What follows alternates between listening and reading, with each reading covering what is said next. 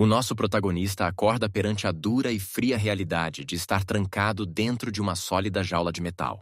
Está completamente nu e não faz a mínima ideia onde está ou como foi parar a esta situação. À medida que os seus olhos se ajustam, olha em redor e vê um monte de outras gaiolas iguais à sua. Cada uma delas está repleta de alguma pobre alma que parece tão miserável como a outra. É bastante óbvio que todos eles estão prestes a ser vendidos como escravos, mas Jean, como se vê, continua completamente indiferente a toda esta situação negra. Porque quando aparece uma jovem bandida, ela vem alimentá-los, simplesmente levanta-se casualmente e começa a chorar. Atravessou a estrutura metálica como se fosse feita de cartão. Quando a rapariga o vê triturar aço maciço sem qualquer esforço, fica boquiaberta. Está completamente paralisada, um misto de puro choque e terror. A pobre rapariga está convencida de que ele lhe vai partir o pescoço ali mesmo. Mas em vez de a magoar, o nosso filho cura uma ferida que ela tem e começa a descobrir toda a história através dela. Acontece que ela só está a trabalhar com estes bandidos porque eles a estão a manter como refém. Raptaram o seu irmãozinho e estão a obrigá-la a cooperar se ela quiser vê-lo novamente. Então Jean decide que já ouviu o suficiente e conclui que está na altura de pôr um ponto final, aqui e agora. Dá um pontapé na porta principal com tanta força que esta se solta das dobradiças, levando consigo o primeiro bandido. O guarda é atirado pelos ares juntamente com os destroços. E faz tudo isto sem uma única peça de roupa, sem sequer parecer reparar ou importar-se. Jean começa a mover-se pelo esconderijo, eliminando os bandidos um após o outro. Tudo o que deixa para trás são corpos inconscientes e uma grande quantidade de móveis partidos. Os bandidos estão atordoados e não conseguem oferecer qualquer tipo de resistência real. Está a mover-se demasiado rápido para que consigam acompanhá-lo. Ele é simplesmente demasiado rápido para que consigam acompanhá-lo. Depois de eliminar os peixes pequenos, ele está finalmente frente a frente com o seu líder. E este canalha, que supostamente é uma verdadeira potência neste mundo, nem sequer pensa em oferecer resistência. Vê como o nosso amigo lidou com o último membro da sua equipa e implora-lhe imediatamente que pare, perguntando-lhe o que quer. O chefe, desesperado, oferece-lhe qualquer coisa, dizendo que o dinheiro e os escravos não são problema. Mas Jean não está lá para fazer um acordo e simplesmente elimina o último dos maus. Depois diminui lentamente a distância até ao boss. O líder dos bandidos está completamente perdido e não consegue perceber o que se está a passar. Está confuso sobre o motivo pelo qual os seus poderes espirituais pararam de funcionar repentinamente. Ele simplesmente não consegue perceber como é que este tipo nu pode ser tão absurdamente poderoso. Jean limita-se a olhá-lo com um olhar como se estivesse a olhar para um inseto patético. Nesse instante, o canalha percebe que está completamente lixado. Depois vira-se e faz uma corrida desesperada para o seu último recurso. Corre em direção a uma jaula que contém um monstro feroz. O chefe dos bandidos está convencido de que o nosso rapaz está finalmente frito. Mas quando a criatura se lança para atacar, Jean interrompe o ataque sem esforço, usando apenas uma mão. Agora este canalha está mesmo em estado de choque. Nunca viu nenhum ser humano bloquear um golpe direto de um monstro com as suas próprias mãos. Descobriu-se que Jean possui uma constituição sobre-humana. E isto não é nem metade da história. Recorre então aos seus poderes divinos. Um enorme feixe de energia irrompe e simplesmente vaporiza o monstro. E quando o fumo finalmente se dissipar, volta então a sua teleatenção para aquele canalha, pronto para lhe dar uma sova daquelas. Isto foi uma retribuição por cada pessoa inocente que aquele verme atormentou. Mas como é que Jean se tornou tão absurdamente poderoso e qual é a história por detrás destas habilidades? Bem, para termos o quadro completo, precisamos de recuar no tempo cerca de 100 milhões de anos. Um cataclismo de proporções épicas atingiu o planeta Terra, provocando um evento de extinção em massa. Este desastre dizimou completamente toda a raça humana. Todas as pessoas do mundo inteiro simplesmente desapareceram. Toda esta confusão apocalíptica começou quando um vírus misterioso começou a infectar e a provocar mutações no reino animal. Isso transformou-os em criaturas terríveis e de outro mundo, que pareciam ter saído de um pesadelo. Estas novas abominações acabaram por receber um nome: corruptores. O surto alastrou a uma velocidade assustadora e, em apenas alguns anos, a situação da humanidade tornou-se desesperada. Num ápice, 99% da população foi dizimada pela devastação. Os minúsculos fragmentos de humanidade que restaram fizeram o seu melhor para manter a linha de defesa e, de alguma forma, contra-atacar. Infelizmente, não demorou muito até perceberem que as suas armas convencionais eram completamente inúteis contra estas novas criaturas.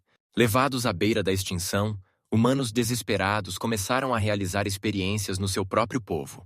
De todos os testes perigosos, um homem chamado Jin Shudu foi o único sujeito que obteve de facto resultados positivos.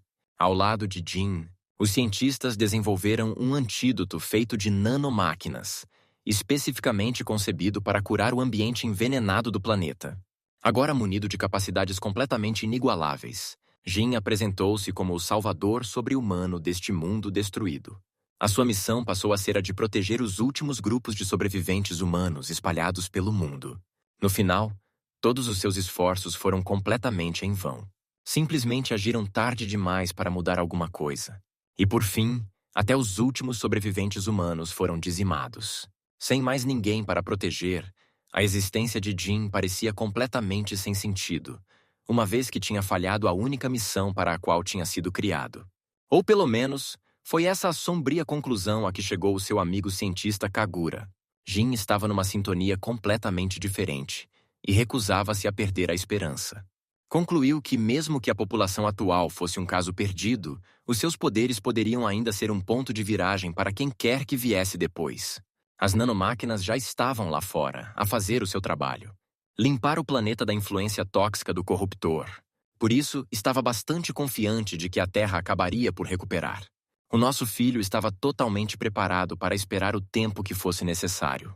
Então, Kagura selou Jin dentro de uma cápsula de hibernação, um caixão de alta tecnologia concebido para o manter vivo durante a longa, longa espera que o aguardava. Enquanto Jin estava inconsciente na sua cápsula de estase, os monstros lá fora continuaram o seu ataque devastador pelo planeta desolado. Mas à medida que as décadas se foram acumulando lentamente, transformando-se em séculos, e esses séculos acabaram por se confundir com milênios. O ambiente do planeta atingiu finalmente um ponto de inflexão e começou a mudar rapidamente. Aquelas criaturas originais, sobremutadas, começaram a enfraquecer e a desaparecer gradualmente. Isto abriu caminho para que espécies completamente novas surgissem e prosperassem. Todo este ciclo de morte e renascimento repetiu-se durante um período impressionante de 100 milhões de anos. O que nos leva ao momento atual, onde um trio de humanoides recém-evoluídos está a fugir desesperadamente de um monstro aterrorizador para salvar as suas vidas. Em completo pânico, os sobreviventes deparam-se com a entrada de uma ruína antiga. Sem pensar duas vezes, correram para dentro para se esconderem da fera. Mas a criatura demoníaca que os caça invade o local, seguindo-os de perto.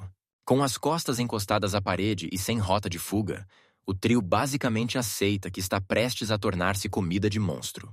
Num último gesto desesperado, a menina do grupo grita por socorro, rezando para que o Deus guardião da aldeia os venha salvar. E, contra todas as expectativas, o seu apelo desesperado foi realmente ouvido. A voz dela desperta o nosso herói, que esteve adormecido numa cápsula mesmo atrás deles durante os últimos 100 milhões de anos. O homem do passado desperta e liberta imediatamente um poderoso raio de energia. O ataque atinge o monstro em cheio, parando a criatura instantaneamente. Os 3 sobreviventes estão completamente atordoados, sem a mínima ideia do que acabou de acontecer. E toda a cena se torna muito mais estranha quando um homem completamente nu sai da máquina. A primeira coisa que vem à cabeça deste rapaz é encontrar as suas roupas, que a sua amiga Kagura lhe tinha guardado num cofre super resistente.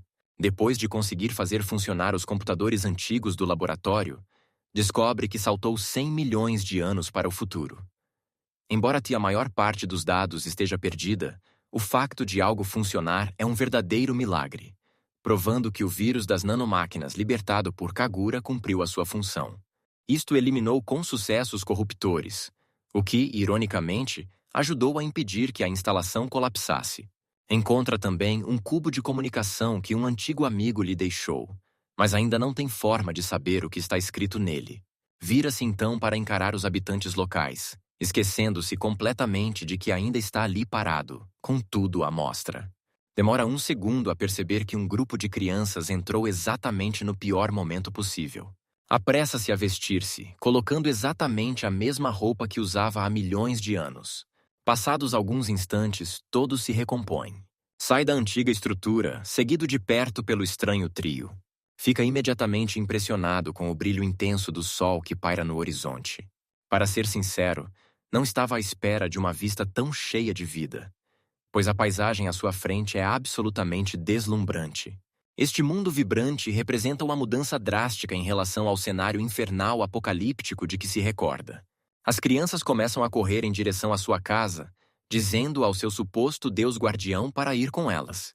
O nosso filho tem outras coisas em mente. Está demasiado ocupado a tentar descobrir que tipo de nova espécie está a observar. Depois de todo este tempo, a humanidade não deveria ser mais do que pó. Estes humanoides com características animais devem ser o produto de milhões de anos de evolução. Acredita que é uma mistura de seleção natural e exposição prolongada às nanomáquinas. O facto de falarem a mesma língua significa que descendem definitivamente da mesma linhagem humana. Ele diz que se chama Jin, e Shidu responde que podem tratá-lo apenas por Jin.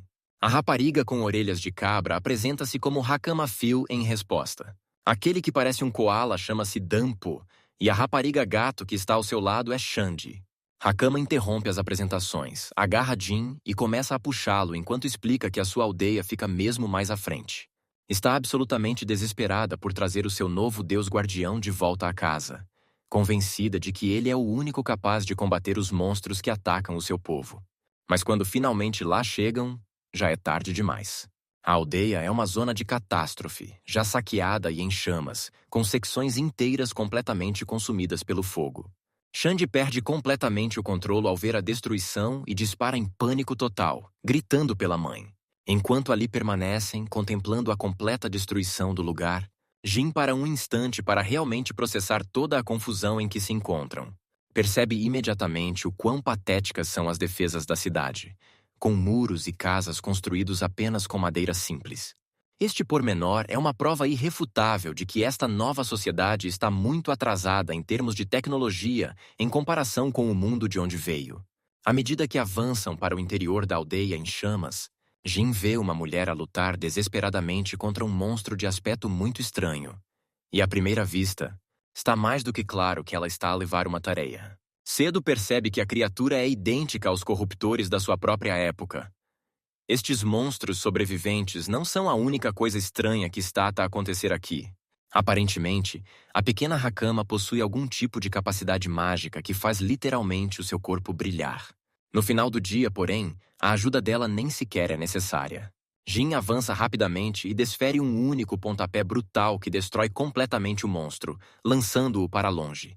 Sem hesitar, acolhe a mulher idosa ferida nos seus braços e tira-a da zona de impacto imediata.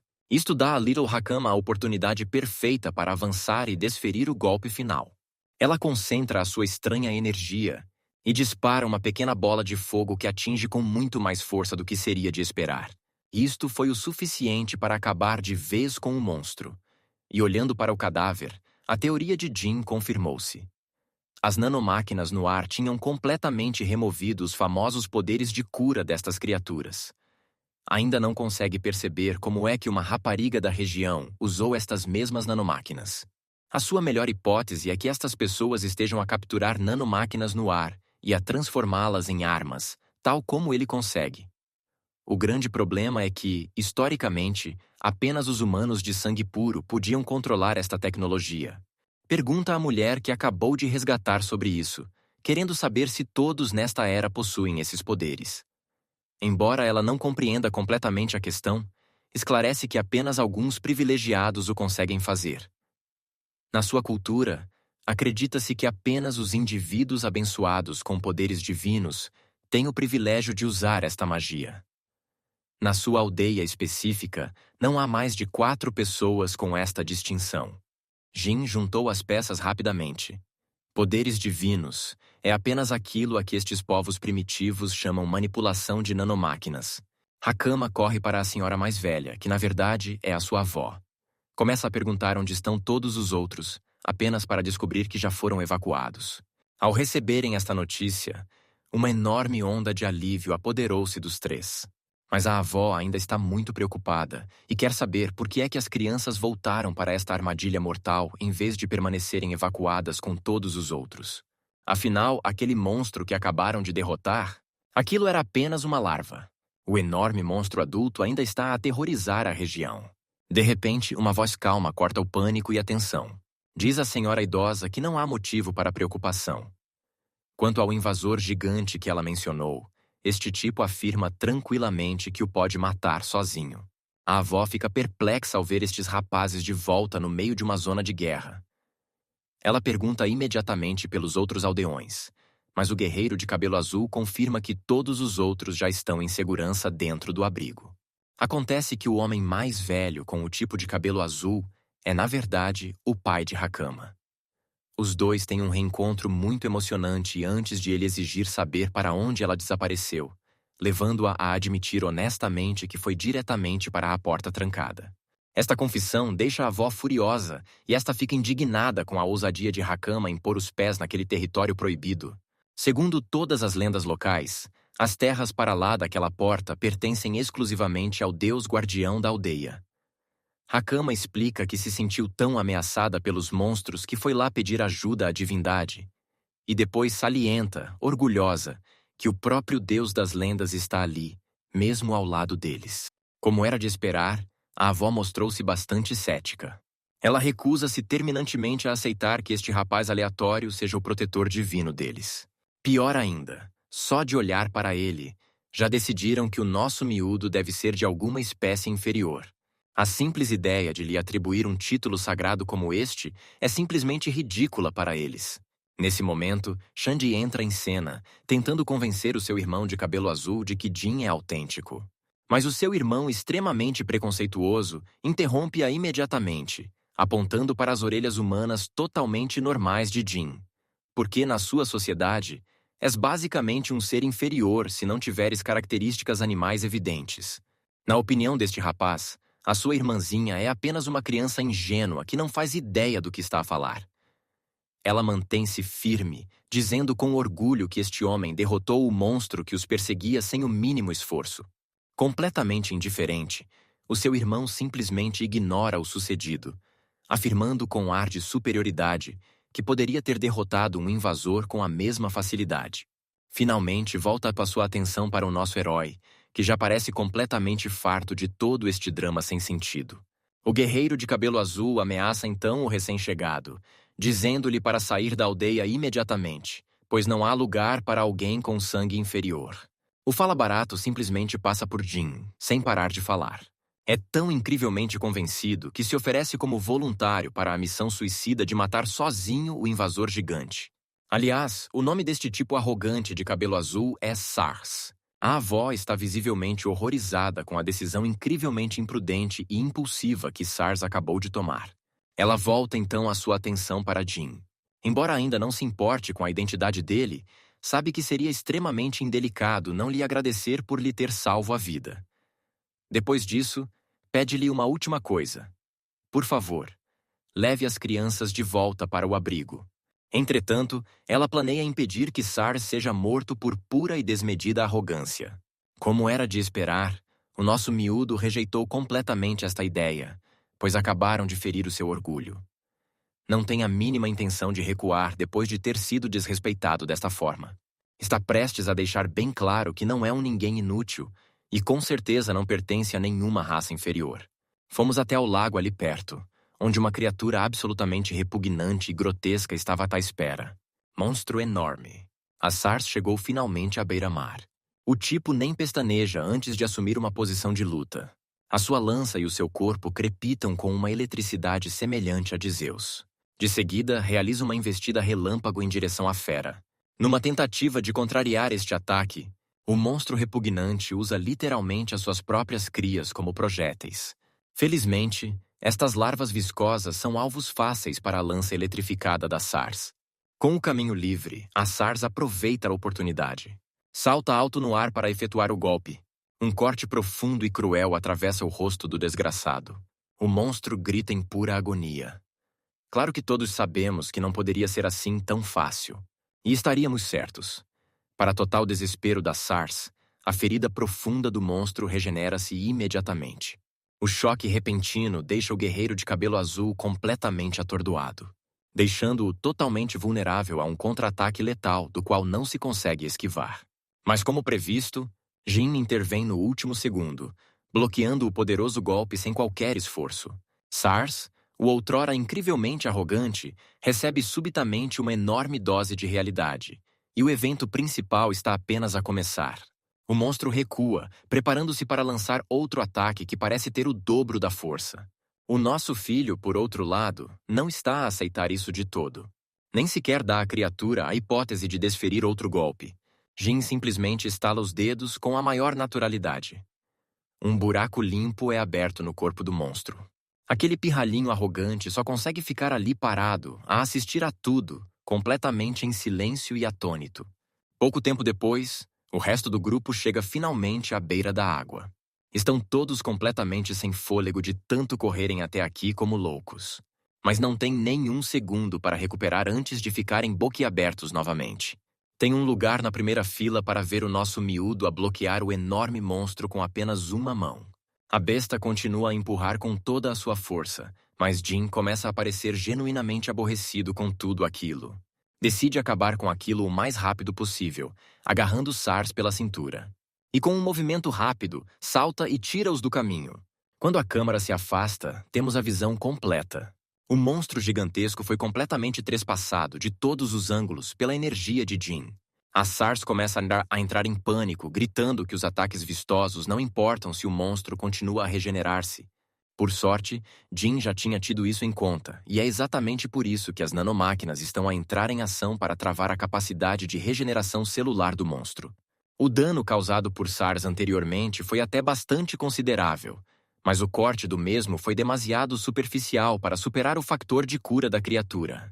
Por esta altura, a Sars estava a ter um completo colapso nervoso com a ideia de que este tal sujeito inferior pudesse ser o seu verdadeiro Deus guardião. Jin acha isso muito engraçado, e logo lhe diz que ele não possui nenhuma linhagem divina que lhe conferisse um título tão extravagante. Só sabe com certeza que existe por uma razão: proteger as pessoas do futuro e matar os mesmos monstros que está a combater agora. Isto enfurece a fera, que começa a rosnar enquanto abana a sua enorme cauda.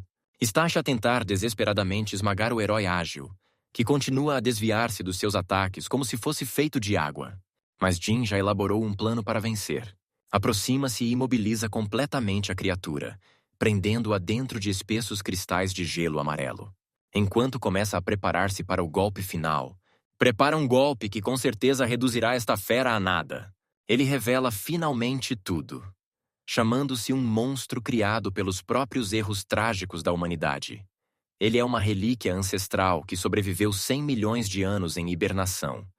A única arma concebida para erradicar esta praga da face da Terra. O Sars não faz a mínima ideia do que este tipo está a falar.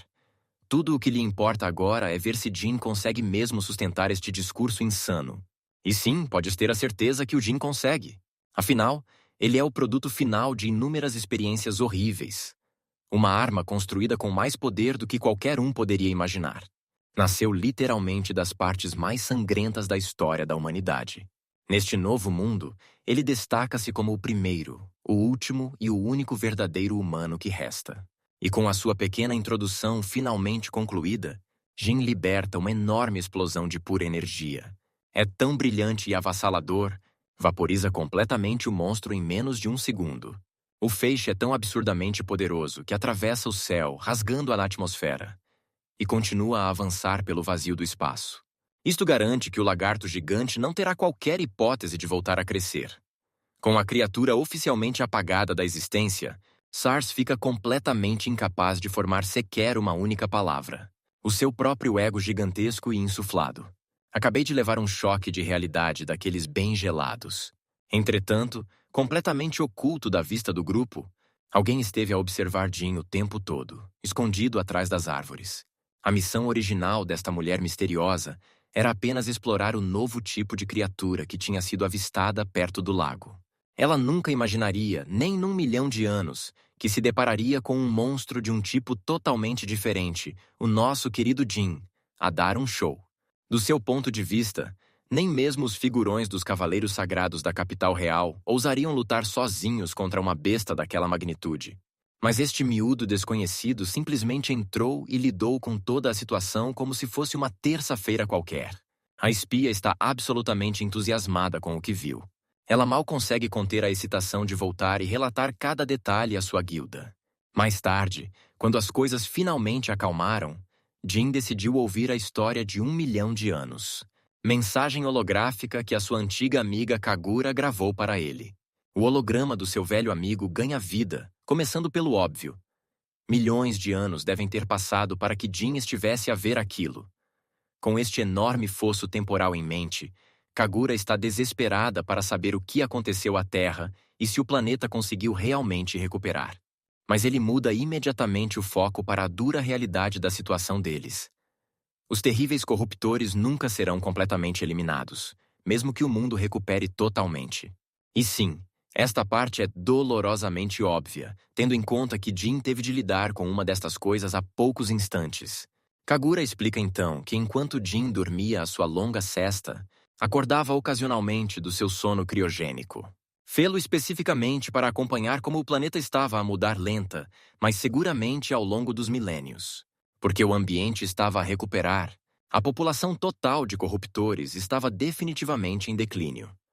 O problema era que, com as mudanças no mundo, os corruptores começaram a evoluir para se adaptarem ao novo ambiente. A sua capacidade de adaptação foi a prova definitiva de que esta praga era uma característica permanente do novo mundo. Para dar à humanidade uma oportunidade de lutar, Kagura diz que se fez de Deus ao alterar os genes de todas as novas formas de vida, garantindo que podiam realmente lutar contra os corruptores, em vez de apenas se tornarem comida para monstros. Mas não é tudo, porque Kagura também admite que deixou algo para trás, como um enorme reforço pessoal só para o nosso miúdo. E sim, é aquela seringa de aspecto suspeito cheia de um líquido verde brilhante que ele manda Jin injetar diretamente na sua corrente sanguínea. Assim que ele o fizer, todo o corpo de Jin começa a vibrar e a brilhar com este poder selvagem e sobrenatural.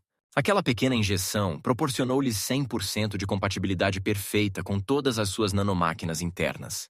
Assim que o processo estabiliza, Jin desbloqueia um novo poder absurdo: criar objetos físicos através da transformação de nanomáquinas. E o mais louco é que isto é apenas um aquecimento. O seu amigo revelou que tinha escondido várias melhorias semelhantes em diferentes locais do planeta, tendo o cuidado de não as manter todas juntas. Foi uma jogada inteligente caso os corruptores encontrassem e destruíssem uma instalação, arrasando tudo de uma vez. Além disso, esta pequena caça ao tesouro obriga Jin a sair e explorar o mundo inteiro, permitindo-lhe ver o belo mundo renascido com os seus próprios olhos. Kagura confessa não fazer ideia do quão poderosos os corruptores se tornaram depois de todo este tempo. Tem a certeza absoluta de que esse futuro é 1 milhão de vezes melhor do que o mundo morto e apocalíptico de que escaparam. Enquanto a mensagem gravada continua a ser reproduzida, o holograma mostra o quanto o tempo devastou o pobre cientista, fazendo-o parecer mais velho e mais abatido. Tudo isto é incrivelmente agridoce. Kagura parece genuinamente de coração partido, sabendo que nunca poderá ver o mundo belo e curado pelo qual sacrificou tudo. Passa oficialmente o testemunho, deixando o futuro inteiramente nas mãos de Jin antes que a mensagem finalmente desapareça. E, pontualmente, Hakama e a sua equipa aparecem, invocando o seu suposto deus guardião. Ela e o sujeito parecido com um koala, Danpo, estão lá para o levar de volta para a pura aldeia, uma vez que toda a cidade está à espera para celebrar com ele. No caminho de regresso, o olhar de Jin fixa-se numa chave de acesso a uma instalação de investigação de aspecto muito familiar, pendurada ao pescoço de Hakama. Ele fica imediatamente curioso, por isso pergunta-lhe sobre o pendente e onde o conseguiu encontrar. Hakama explica que uma figura lendária contou aos seus antepassados que a chave deveria ser transmitida como uma herança de família e um amuleto de proteção. Segundo a história, se a aldeia estivesse em perigo de vida, a chave invocaria o Deus Guardião para o salvar. Ao ouvir isto, Jin fica completamente perplexo. Está simplesmente espantado com o facto de o seu amigo se ter esforçado tanto para organizar tudo isto para ele. Sente-se em enorme dívida para com Kagura. De volta à aldeia, uma grande festa já está em pleno andamento.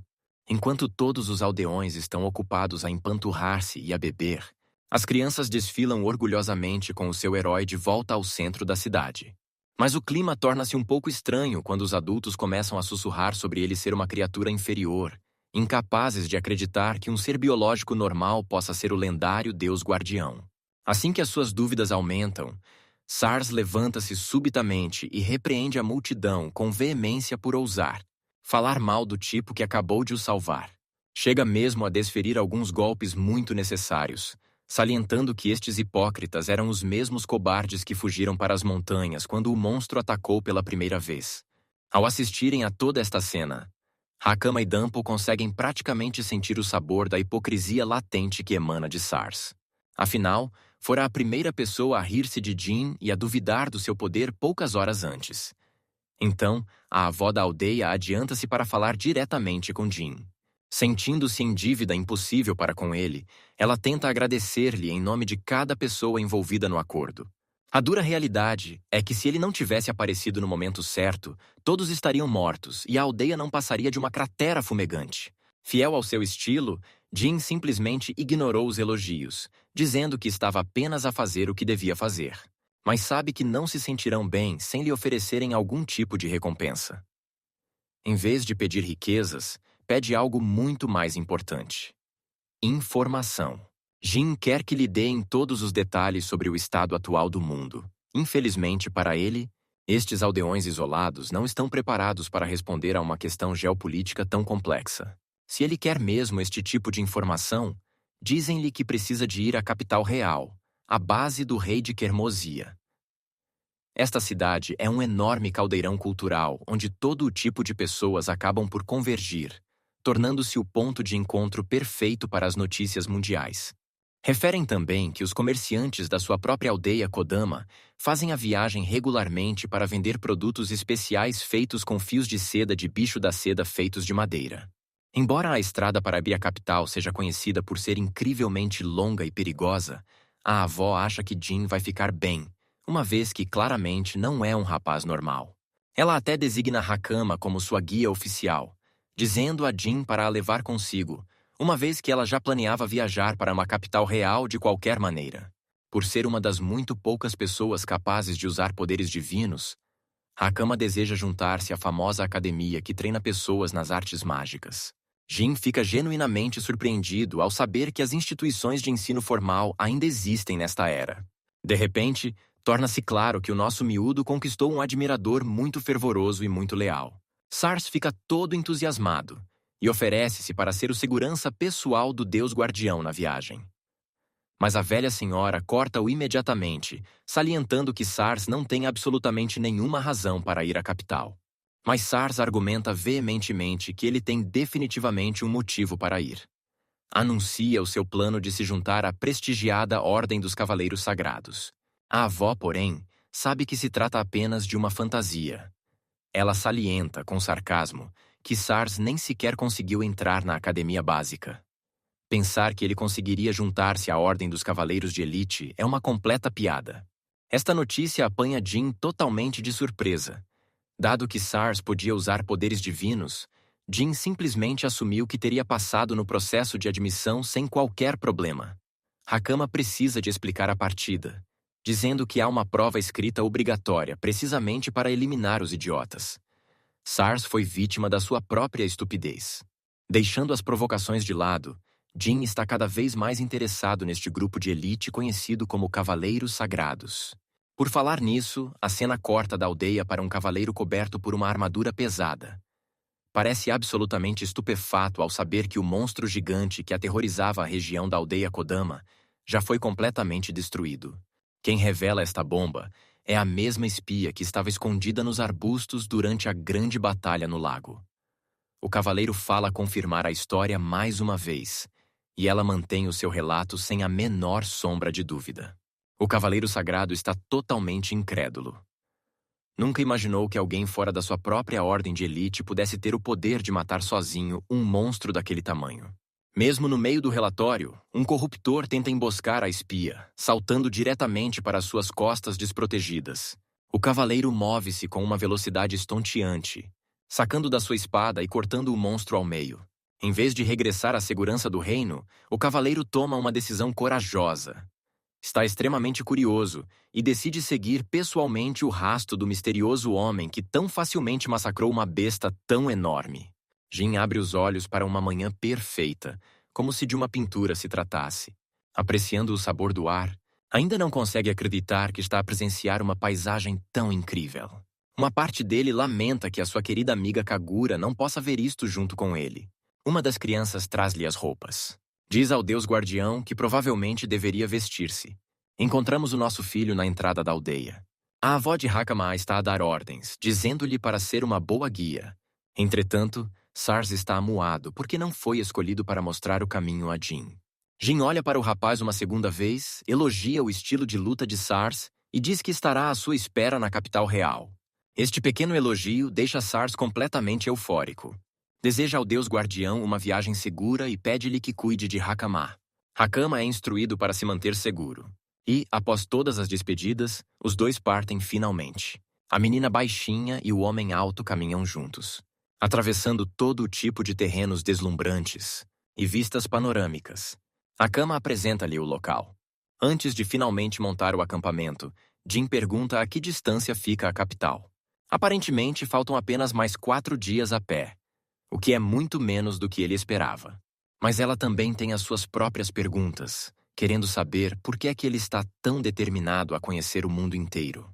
Recusando-se a partilhar, diz-lhe que é um segredo. No fundo, com base na descrição vaga de Kagura, Gojo sabe que os corruptores ainda estão vivos. Além disso, já se cruzou com alguns deles nesta nova era.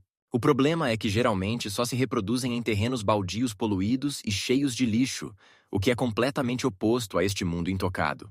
Isto significa que alguém, ou alguma coisa, está a manipular os bastidores, e ele precisa de descobrir quem é. Hakama assusta-se ao vê-lo com uma expressão tão sombria enquanto está perdido nos seus próprios pensamentos. Por isso, recompõe-se e pede desculpa. Jin compreende uma coisa. Esta era não é totalmente dominada pela criatura corruptora. Sinais de sobrevivência são claros e estão por todo o lado. O seu primeiro objetivo principal é investigar as pessoas desta época e depois lidar com os corruptores. Pesquisar sobre os monstros não é assim tão difícil, uma vez que ele pode fazê-lo pessoalmente, ao seu próprio ritmo. Além disso, Bro quer uma mudança imediata e pede a Hakama que pare de o chamar de Deus Guardião. Mesmo assim, ela trata-o com muito respeito, e ele tem de insistir para que ela o trate apenas por Jin. Um súbito estrondo de cascos quebra a tranquilidade do acampamento. O barulho chama imediatamente a atenção de Jin e Hakama. Aparece um cavaleiro sagrado a cavalo, com todo o seu esquadrão logo atrás dele. Grita, pedindo um momento da atenção deles. Este rapaz parece um típico príncipe encantado, saído diretamente de um conto de fadas. Mas Jin não se impressiona minimamente com o ar de príncipe encantado e pergunta-lhe simplesmente quem é. O homem apresenta-se como Argus Ulton, capitão da 7ª Divisão da Ordem dos Cavaleiros Sagrados.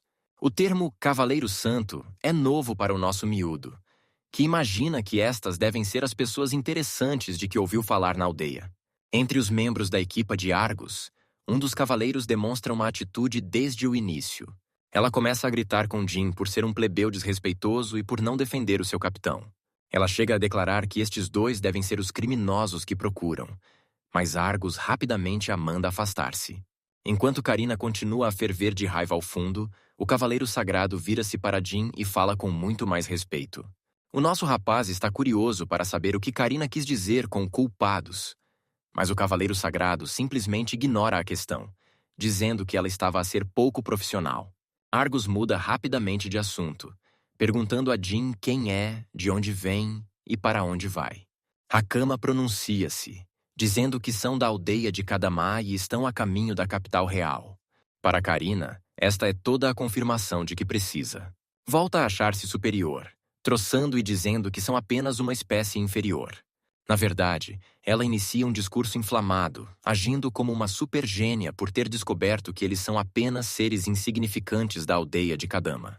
Jin fica genuinamente intrigado ao ouvir falar de registros de nascimento, fascinado pela prática de arquivo de documentos desta nova era. Mas Argus intervém novamente, silenciando Karina pelas suas acusações irresponsáveis. Na verdade, salienta que Hakama está a usar roupas especiais Kodama, o tipo de vestuário de alta qualidade que é respeitado até na capital. As crianças comuns da aldeia não têm acesso a roupas tão bonitas, o que prova que tem uma ligação com a aldeia e faz com que Karina volte a parecer tola. Embora tenha a certeza sobre a menina, Argus desembainha a espada. Aponta a lâmina diretamente para o homem que está à sua frente, declarando que Jin é diferente. Para começar, ele nunca viu roupas como as dele antes e quer saber a que lugar Jin pertence realmente. O Cavaleiro Sagrado explica que a estrada entre a aldeia de Kadama e a capital está infestada de bandidos. Suspeita que Jin seja um deles, tentando traficar Hakama. Argus sugere que Hakama está envolvido na farsa, apenas fingindo ser uma vítima inofensiva. A jovem tenta argumentar, dizendo desesperadamente que eles perceberam tudo mal, mas os cavaleiros não acreditam numa única palavra do que ela diz. Ela age sem pensar nas consequências. Hakama começa a carregar um dos seus ataques, mas fica encurralada por várias espadas mágicas que a prendem por todos os lados. O Cavaleiro Sagrado elogia-a por ter poder divino, enquanto Jin observa mentalmente o quão impressionantes são as capacidades de um Cavaleiro Sagrado. Jin percebe imediatamente que as capacidades de Argus são impressionantes. Agora que está claramente no controle da situação, o Cavaleiro Sagrado exige que Jin explique finalmente de onde veio. Deixa claro que as próximas palavras de Jin farão a diferença entre a vida e a morte naquele instante. Mas ouvir esta ameaça simplesmente aciona uma chave em Jin, que o encara de volta com pura intenção assassina. A tensão é forte, mas acaba por se romper. Bro decide finalmente acalmar-se, afirmando simplesmente que veio da aldeia de Kodama. Karina, claro, começa imediatamente a gritar que ele está a mentir descaradamente. Mas Argus ignora-a por completo, aceitando a resposta e até baixando a espada. Uma atitude ousada para o tipo que o ameaçava de morte segundos antes. O Cavaleiro Sagrado afirma calmamente que percebe que Jin não está a mentir. Aproveitando a oportunidade, Hakama anuncia com orgulho que Jin é o deus guardião oficial da sua aldeia. A ideia de um deus guardião parece despertar o interesse do Cavaleiro Sagrado. Mas é óbvio que ele pensa que é apenas um conto de fadas. Vira-se e prepara-se para ir embora. Argus volta a montar o seu cavalo e pede rapidamente desculpa pela sua abordagem brusca, explicando que tudo fazia parte do seu dever. O capitão observa que, como todos estão a caminho da capital real, provavelmente voltarão a encontrar-se em breve.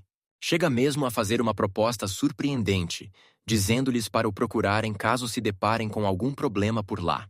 Posto isto, ele e o seu esquadrão partem, deixando uma Karina muito desapontada, que estava claramente ansiosa por alguma ação. Até Jin parece confuso com a necessidade psicótica daquela mulher de drama. Na cena seguinte, a equipa está a caminho do seu próximo destino. Karina continua a insistir no assunto sem qualquer motivo aparente, afirmando em voz alta que Jin é obviamente suspeito e que cometeram um grande erro ao deixar uma espécie inferior simplesmente ir embora. Mas este termo, espécies inferiores, incomoda muito Argus Sultan. Argus pergunta-lhe friamente se alguma vez considerou que, naquele momento, poderiam ter sido a espécie inferior. Perante a total incredulidade de Karina, Rhea intervém, concordando plenamente com a avaliação da capitã. Na verdade, ela realça o quão grande é essa diferença, comparável à de um deus, entre eles e o homem que enfrentavam naquele momento. Argus confessa então que, na verdade, tentou insinuar-se a Jin 3 vezes diferentes durante o impasse. Mas a sua determinação simplesmente não o permitiu. Ele pressentiu que Jin, com a mão no bolso, ia agir instantaneamente e contra-atacar antes mesmo de ele conseguir fazer um movimento. Sinceramente, nem sei o que isso significa. Parabéns ao nosso protagonista. Além disso, Argus revela que até tentou usar o seu poder divino. Na presença de Jin, o maldito poder simplesmente falhou em ativar-se. Karina, assustada. O mesmo golpe que prendera Hakama com tanta facilidade, revelou-se completamente inútil contra ele. Rhea também tentou, mas não teve sucesso. Isto implica uma enorme diferença entre a força deles e a de um monstro como Jin. Um feito como este, explica Argus, é algo que apenas o comandante supremo da Ordem Noturna poderia ambicionar. Rhea e Karina troçaram. A miúda imbecil não fazia ideia de quão inferiores eram naquela altura. O príncipe encantado sublinha que acabaram de encontrar um monstro, uma anomalia diferente de todas as outras. Não há problema se a Karina cometeu um erro, uma vez que é nova na unidade. Quanto a quem matou o invasor da aldeia Kadama, Argus suspeita que seja o mesmo indivíduo. Karina acha a situação perigosa, mas o seu capitão é sábio e acredita que atacar alguém sem qualquer informação também é arriscado. Também acha Jin bastante tranquilo para alguém tão passivo. O seu objetivo é regressar à capital real, uma vez que a sua participação já não é necessária. Conversam também sobre informar a guilda a respeito dos bandidos. E Argus fica com pensamentos estranhos sobre esta personagem, o deus guardião da aldeia de Kadama. Se ao menos aquele homem se pudesse tornar um aliado deles, isso resolveria muitos dos problemas que afligem o país. Então, Jin e Hakama estão de volta à estrada, e ele menciona casualmente o encontro deles com aquele grupo interessante do outro dia. Começa a pensar em voz alta, perguntando-se se cada um dos cavaleiros sagrados é tão duro como o capitão que acabaram de conhecer. Hakama corrige-o prontamente, explicando que Argus era um caso especial. Em toda a ordem dos cavaleiros, apenas os melhores dos melhores são chamados cavaleiros sagrados e se tornam líderes. Argus está no topo desta hierarquia. Ela até imita a velocidade absurda com que ele ativou a sua arte espiritual, mas o termo em si é completamente novo para o nosso rapaz. Aparentemente, nos dias de hoje, tomar de empréstimo o poder dos espíritos é o que chamam de poder divino. As técnicas para cultivar esta capacidade são conhecidas como método espiritual ou artes espirituais. Por outras palavras, as nanomáquinas de Kagura e Jin estão a ser completamente mal interpretadas como uma espécie de espírito de outro mundo que ninguém consegue decifrar. Compreende que, para as pessoas que vivem nesta época, ele deve parecer saído de uma história de fantasia distorcida. Mas os seus pensamentos regressam inevitavelmente à raiva fervente de Karina e às suas palavras sobre os seres inferiores. Este termo realmente aguçou a sua curiosidade. Então, pergunta e descobre que o mundo alberga agora diversas raças diferentes de pessoas. Hakama explica que alguns deles se assemelham a insetos ou até a peixes, recordando histórias que a sua avó costumava contar. Ela afirma que certas raças antes só conseguiam viver na água ou em regiões muito específicas e isoladas. Tudo isto mudou ao longo de um vasto período de tempo, à medida que estes diferentes grupos evoluíram e se adaptaram ao seu ambiente. Este detalhe em particular é absolutamente fascinante para Jin. Junta imediatamente as peças, concluindo que alguns dos sobreviventes humanos originais devem ter sido a faísca que deu início a um novo ciclo evolutivo, centenas de milhões de anos depois. Decide não pensar demasiado nessa grande suposição. Em vez disso, Jin deduz que as pessoas que não conseguiram mudar e adaptar-se eram basicamente menosprezadas e rotuladas como espécie inferior, vistas como parasitas fracos porque não conseguiam acompanhar o ritmo. A sua sociedade trata estas pessoas como se não fossem nada, chegando mesmo a vendê-las como escravas. A própria ideia de a escravatura existir naquela época incomoda profundamente o nosso menino. Hakama mantém-se firme na sua própria opinião. Ela insiste alegremente que quase não existem diferenças reais entre eles e estes seres supostamente inferiores. Ela simplesmente não compreende por que é que as pessoas são tão cruéis com os outros só porque são diferentes, uma vez que todos são estranhos à sua maneira. Ao ouvi-la falar com tamanha convicção e simplicidade, Jin vê-se genuinamente impressionado com o caráter da rapariga. Enquanto conversam, alguém aparece de repente à frente deles. A pessoa parece completamente esfarrapada e totalmente derrotada. O miúdo desmaiou ali mesmo na rua, implorando desesperadamente por ajuda, e Hakama correu imediatamente para o ajudar. Jin observa a criança atentamente. Percebendo que este não possui qualquer característica animalesca relacionada com as orelhas, o que significa que é algum tipo de humano. A criança está coberta de hematomas do pescoço aos pés. Estas lesões não são normais para um incidente casual. Hakama faz o possível para levantar a menina, enquanto Jin ativa os seus poderes para ajudar a curar a pessoa. Em vez de estar grato, o rapaz abandona imediatamente a farsa e saca de uma lâmina, apontando-a para o pescoço de Hakama, ameaçando matá-la se ele se mexer um único centímetro do local onde se encontra. Esta situação acabou por ser muito diferente do que o nosso filho tinha imaginado. Agora sabe com certeza que foi vítima de uma armação desde o início. Também observa o ambiente ao seu redor para verificar se há alguém por perto. Um homem materializa-se na realidade a partir do nada, elogiando Poir pelo trabalho realizado ao seguir as suas instruções. Esta habilidade chama-se camuflagem furtiva. O seu funcionamento deve-se às nanomáquinas que absorvem as imagens do ambiente envolvente e as utilizam para criar uma capa de invisibilidade. A única desvantagem é que a invisibilidade deixa de funcionar ao movimento, mas estes tipos usaram-na muito bem. O capitão intimida Jin, chamando-lhe uma espécie inferior e dizendo que tem roupas estilosas. Também faz a mesma pergunta sobre de onde veio Jin. O nosso miúdo está impassível, e na sua fase de miar, por isso não responde. Hakama grita preocupado por ele, enquanto o capitão ameaça matar a rapariga se ele se atrever a mexer-se um pouco.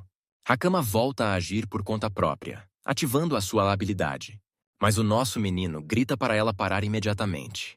Ele não quer que ela use esse poder contra as pessoas, dando a entender que é perigoso. A menina não sabe o que fazer. Entretanto, o capitão bandido está a divertir-se horrores ao perceber que a rapariga também possui poderes divinos. Os bandidos exigem saber se Jin possui o mesmo tipo de poder. Bro está a divertir-se demasiado e decide mantê-los na dúvida. O Brutamontes fica furioso com o silêncio e dá um pontapé a Jin, derrubando-o no chão, dizendo-lhe para se lembrar do seu lugar como espécie inferior. O capitão repreende o seu capanga por ter estragado a mercadoria. Mas, pensando bem, imagina que nenhum dos dois renderá bom dinheiro de qualquer forma. Afastam completamente a possibilidade de Jin possuir poderes divinos, considerando-o apenas um ser de classe inferior. Entretanto, Hakama percebe que estes devem ser os mesmos traficantes de escravos e bandidos para os quais Argus os tinha alertado. O líder dos bandidos começa a lançar o seu próprio feitiço, planeando lidar primeiro com a rapariga, enquanto Hakama se contorce, aterrorizado com a possibilidade de serem capturados e vendidos como escravos. E depois, numa reviravolta hilariante, Jin está a cabaná-la para acordá-la de um sono profundo. O tipo está completamente sem camisola, porque os bandidos lhe tiraram todo o equipamento, deixando-o apenas de cuecas. Hakama parece estar ilesa, mas está totalmente confusa e quer saber onde estão. Parece uma espécie de curral onde todos os outros prisioneiros estão a ser mantidos. Jin confirma que estão no esconderijo principal dos bandidos.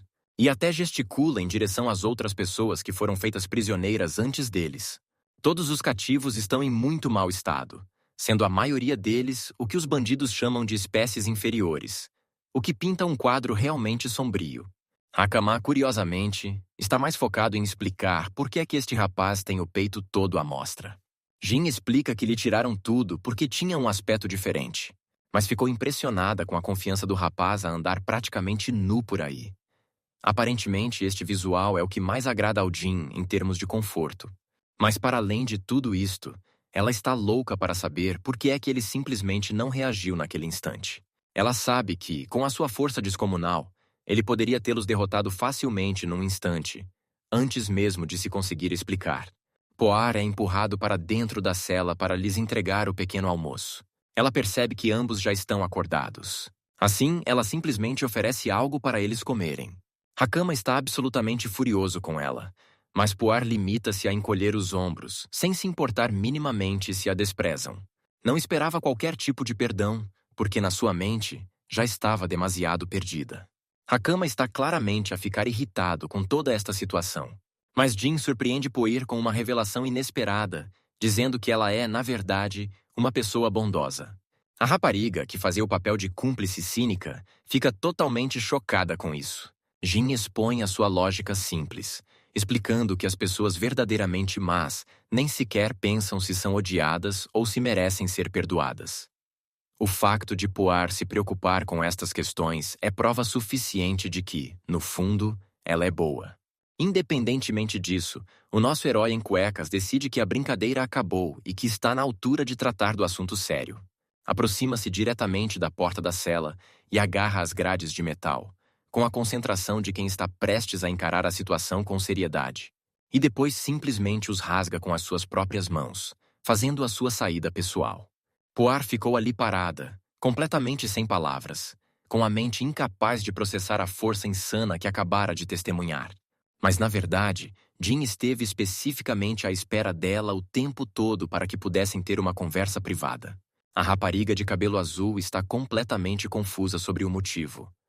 Jean já tinha percebido que estava a ser chantageada para aceitar este trabalho, porque alguém importante para ela estava a ser mantido como refém.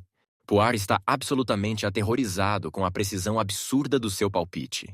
Procede então à cura das suas feridas, salientando que as suas feridas foram a única coisa que a denunciou, pois eram demasiado reais.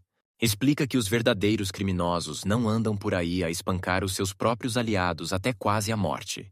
Aquele único pormenor foi tudo o que ele precisou para saber que Puar estava a ser forçada a fazê-lo contra a sua vontade. As palavras de Jean simplesmente rompem as suas defesas, e ela é atingida por uma enorme onda de culpa. Por fim, isto dá-lhe a oportunidade de confessar que o seu irmãozinho foi levado por estes canalhas nojentos. Ameaçam-na constantemente com a possibilidade de ele aparecer, pondo em risco a venda do menino para outro país caso não coopere, garantindo que nunca mais o verá. Nesse momento, Puar simplesmente desmorona por completo, desabando em lágrimas. Ela chora, dizendo que estes são os mesmos monstros que assassinaram os seus pais, e que o seu irmão é o único familiar que lhe resta. Só de ouvir a história dela, este homem já decidiu que ia levar a coisa a sério. Jean está agora tomado por uma fúria fria e aterradora. E Hakama finalmente compreende. Ela compreende por que é que ele os deixou ser capturados em primeiro lugar. O seu verdadeiro objetivo sempre foi salvar todas estas pessoas. Mas também sabe que os maus são um problema persistente, e deixar escapar um deles é uma receita para desastres futuros. Porque simplesmente recuperarão as suas forças e voltarão a causar mais problemas mais tarde. Em suma, o Bro está aqui para esmagar todas estas baratas de uma só vez. Começa tudo desferindo um golpe violento pelas costas num bandido de aspecto peludo. Com a entrada agora completamente desimpedida, o seu caminho está livre. Este sósia de Gojo Satoru tem toda a intenção de despedaçar estes canalhas, uma vez que Jin compreende a mentalidade de vilão melhor do que ninguém. Compreendemos por que é que isto é verdade quando a cena recua 100 milhões de anos no passado. A sociedade humana estava no seu auge tecnológico absoluto. Nessa altura, o menino estava completamente humilhado e não possuía absolutamente nada. Os seus pensamentos iniciais foram permeados por uma profunda admiração pela ideia de justiça no mundo. Mas essa admiração logo azedou. Isto trouxe consigo uma segunda constatação, muito mais perturbadora, sobre a forma como as coisas realmente funcionavam. Concluiu que qualquer mundo que realmente precise de justiça deve estar repleto de um número incrível de pessoas horríveis. Eram pessoas que, por exemplo, o queriam caçar, fazendo-o perceber que simplesmente viver uma vida normal já era algo digno de celebração. Mas dado o tipo de ambiente em que foi criado, o menino nunca chegou a experimentar a paz que tanto desejava. Assim, quando se tratava de pessoas que decidiam intrometer-se no seu caminho, a sua resposta era sempre a mesma. Jin simplesmente esmagá-los-ia sob o peso avassalador dos seus incríveis poderes. Passou anos a partir os seus ossos e a destruir qualquer um que se opusesse a ele. Fazia questão de eliminar os bandidos, não importava onde estivesse. Ele simplesmente continuou a esmagar aqueles que ousavam perturbar a paz do seu mundo. Isto continuou até que um dia um homem se aproximou dele e ofereceu uma perspectiva completamente diferente. Este homem acreditava que Jin tinha simplesmente nascido num mundo completamente errado. E este pensamento traz-nos de volta ao que está a acontecer no presente.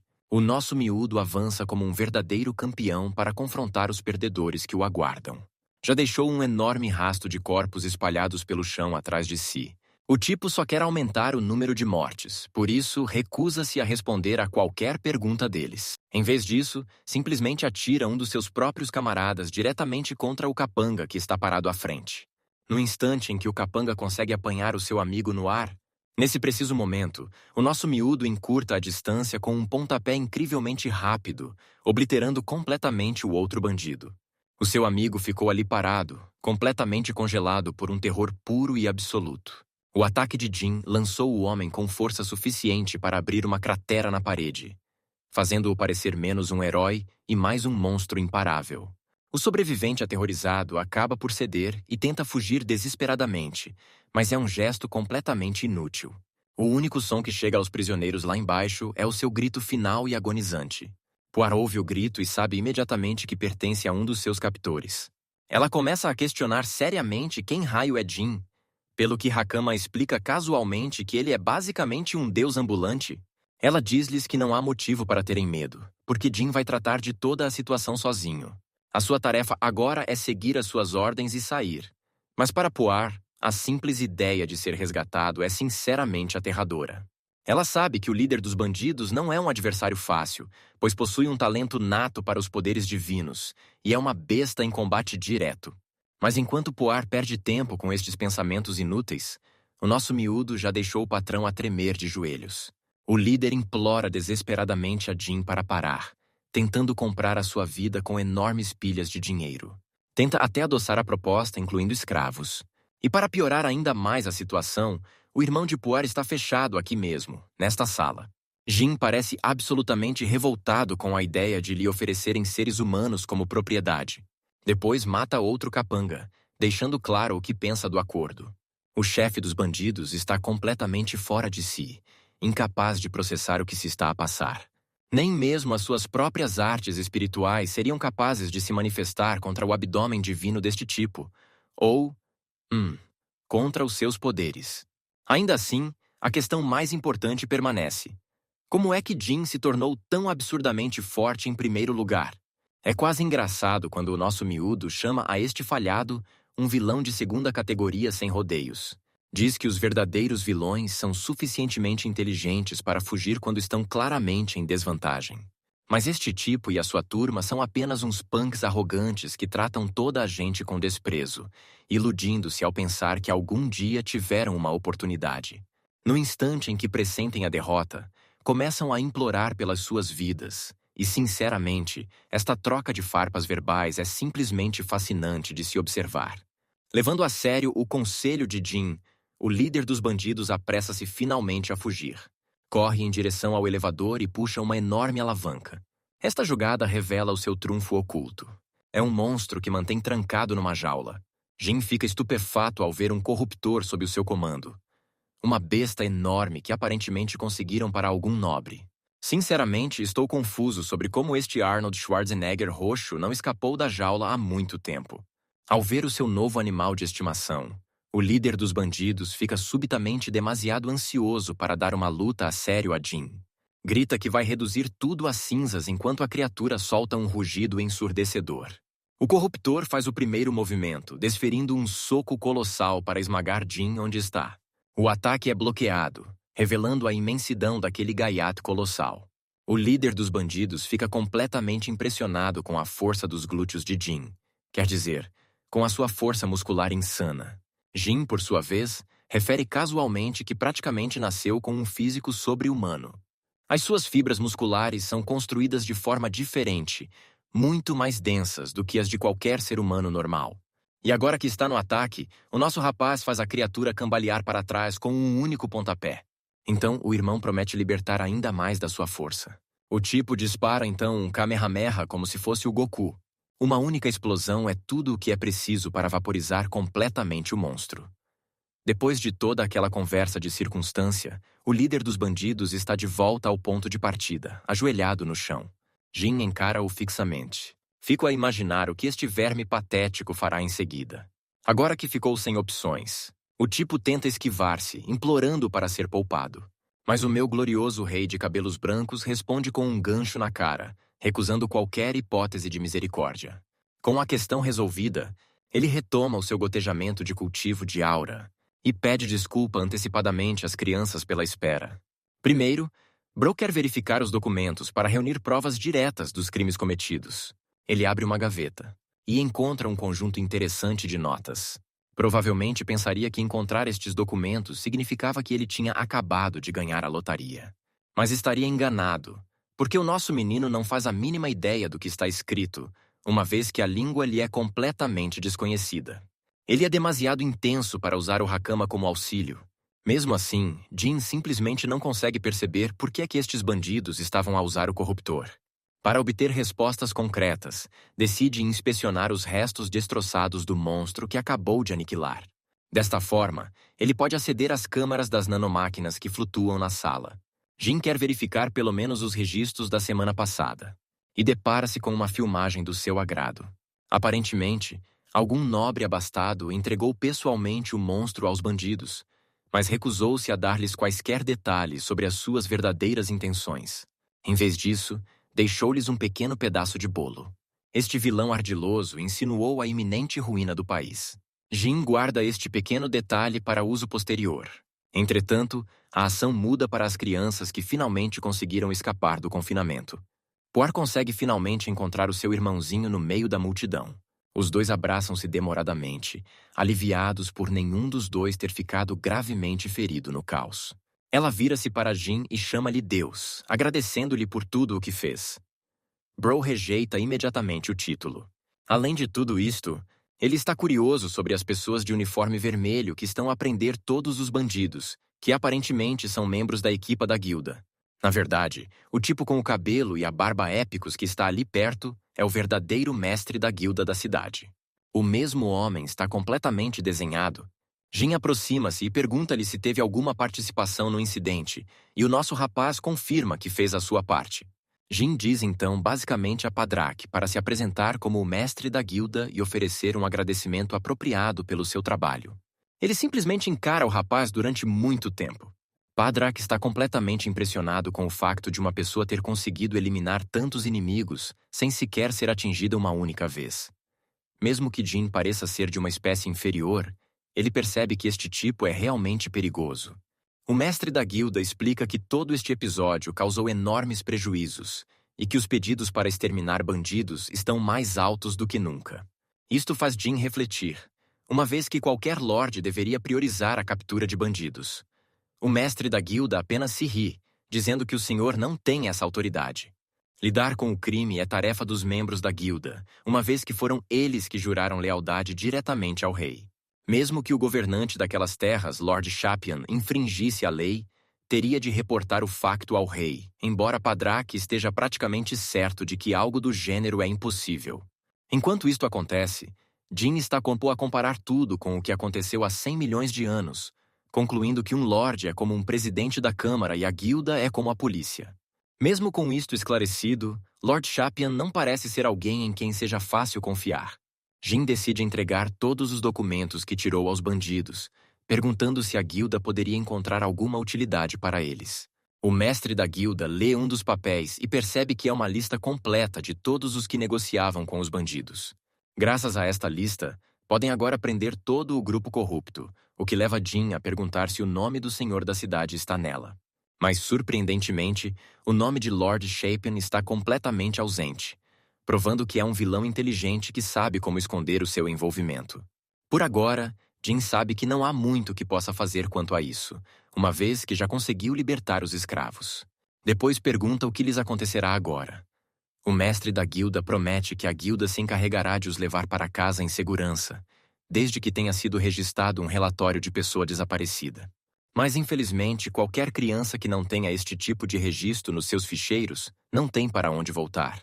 O sistema é péssimo porque não tem um plano para crianças como Poir e Nino, que são órfãs.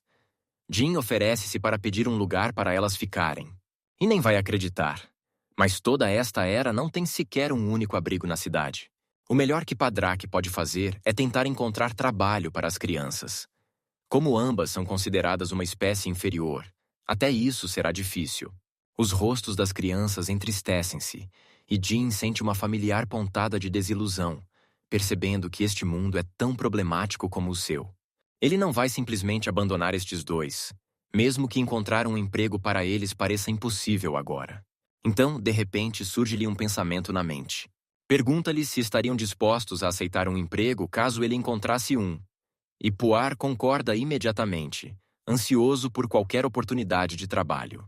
A resposta dela faz com que Jin se lembre do Cavaleiro Dourado Argus, que lhes tinha dito para recorrerem a ele caso precisassem de ajuda. Assim, a próxima paragem na sua viagem é a capital real, Kermosha, onde planeiam visitar Argus. O próprio Cavaleiro Sagrado estava a regressar à casa quando, de repente, sentiu um arrepio súbito e inexplicável. Consegue finalmente regressar à sua residência. Diz ao resto da equipa para aproveitarem o dia e descansarem.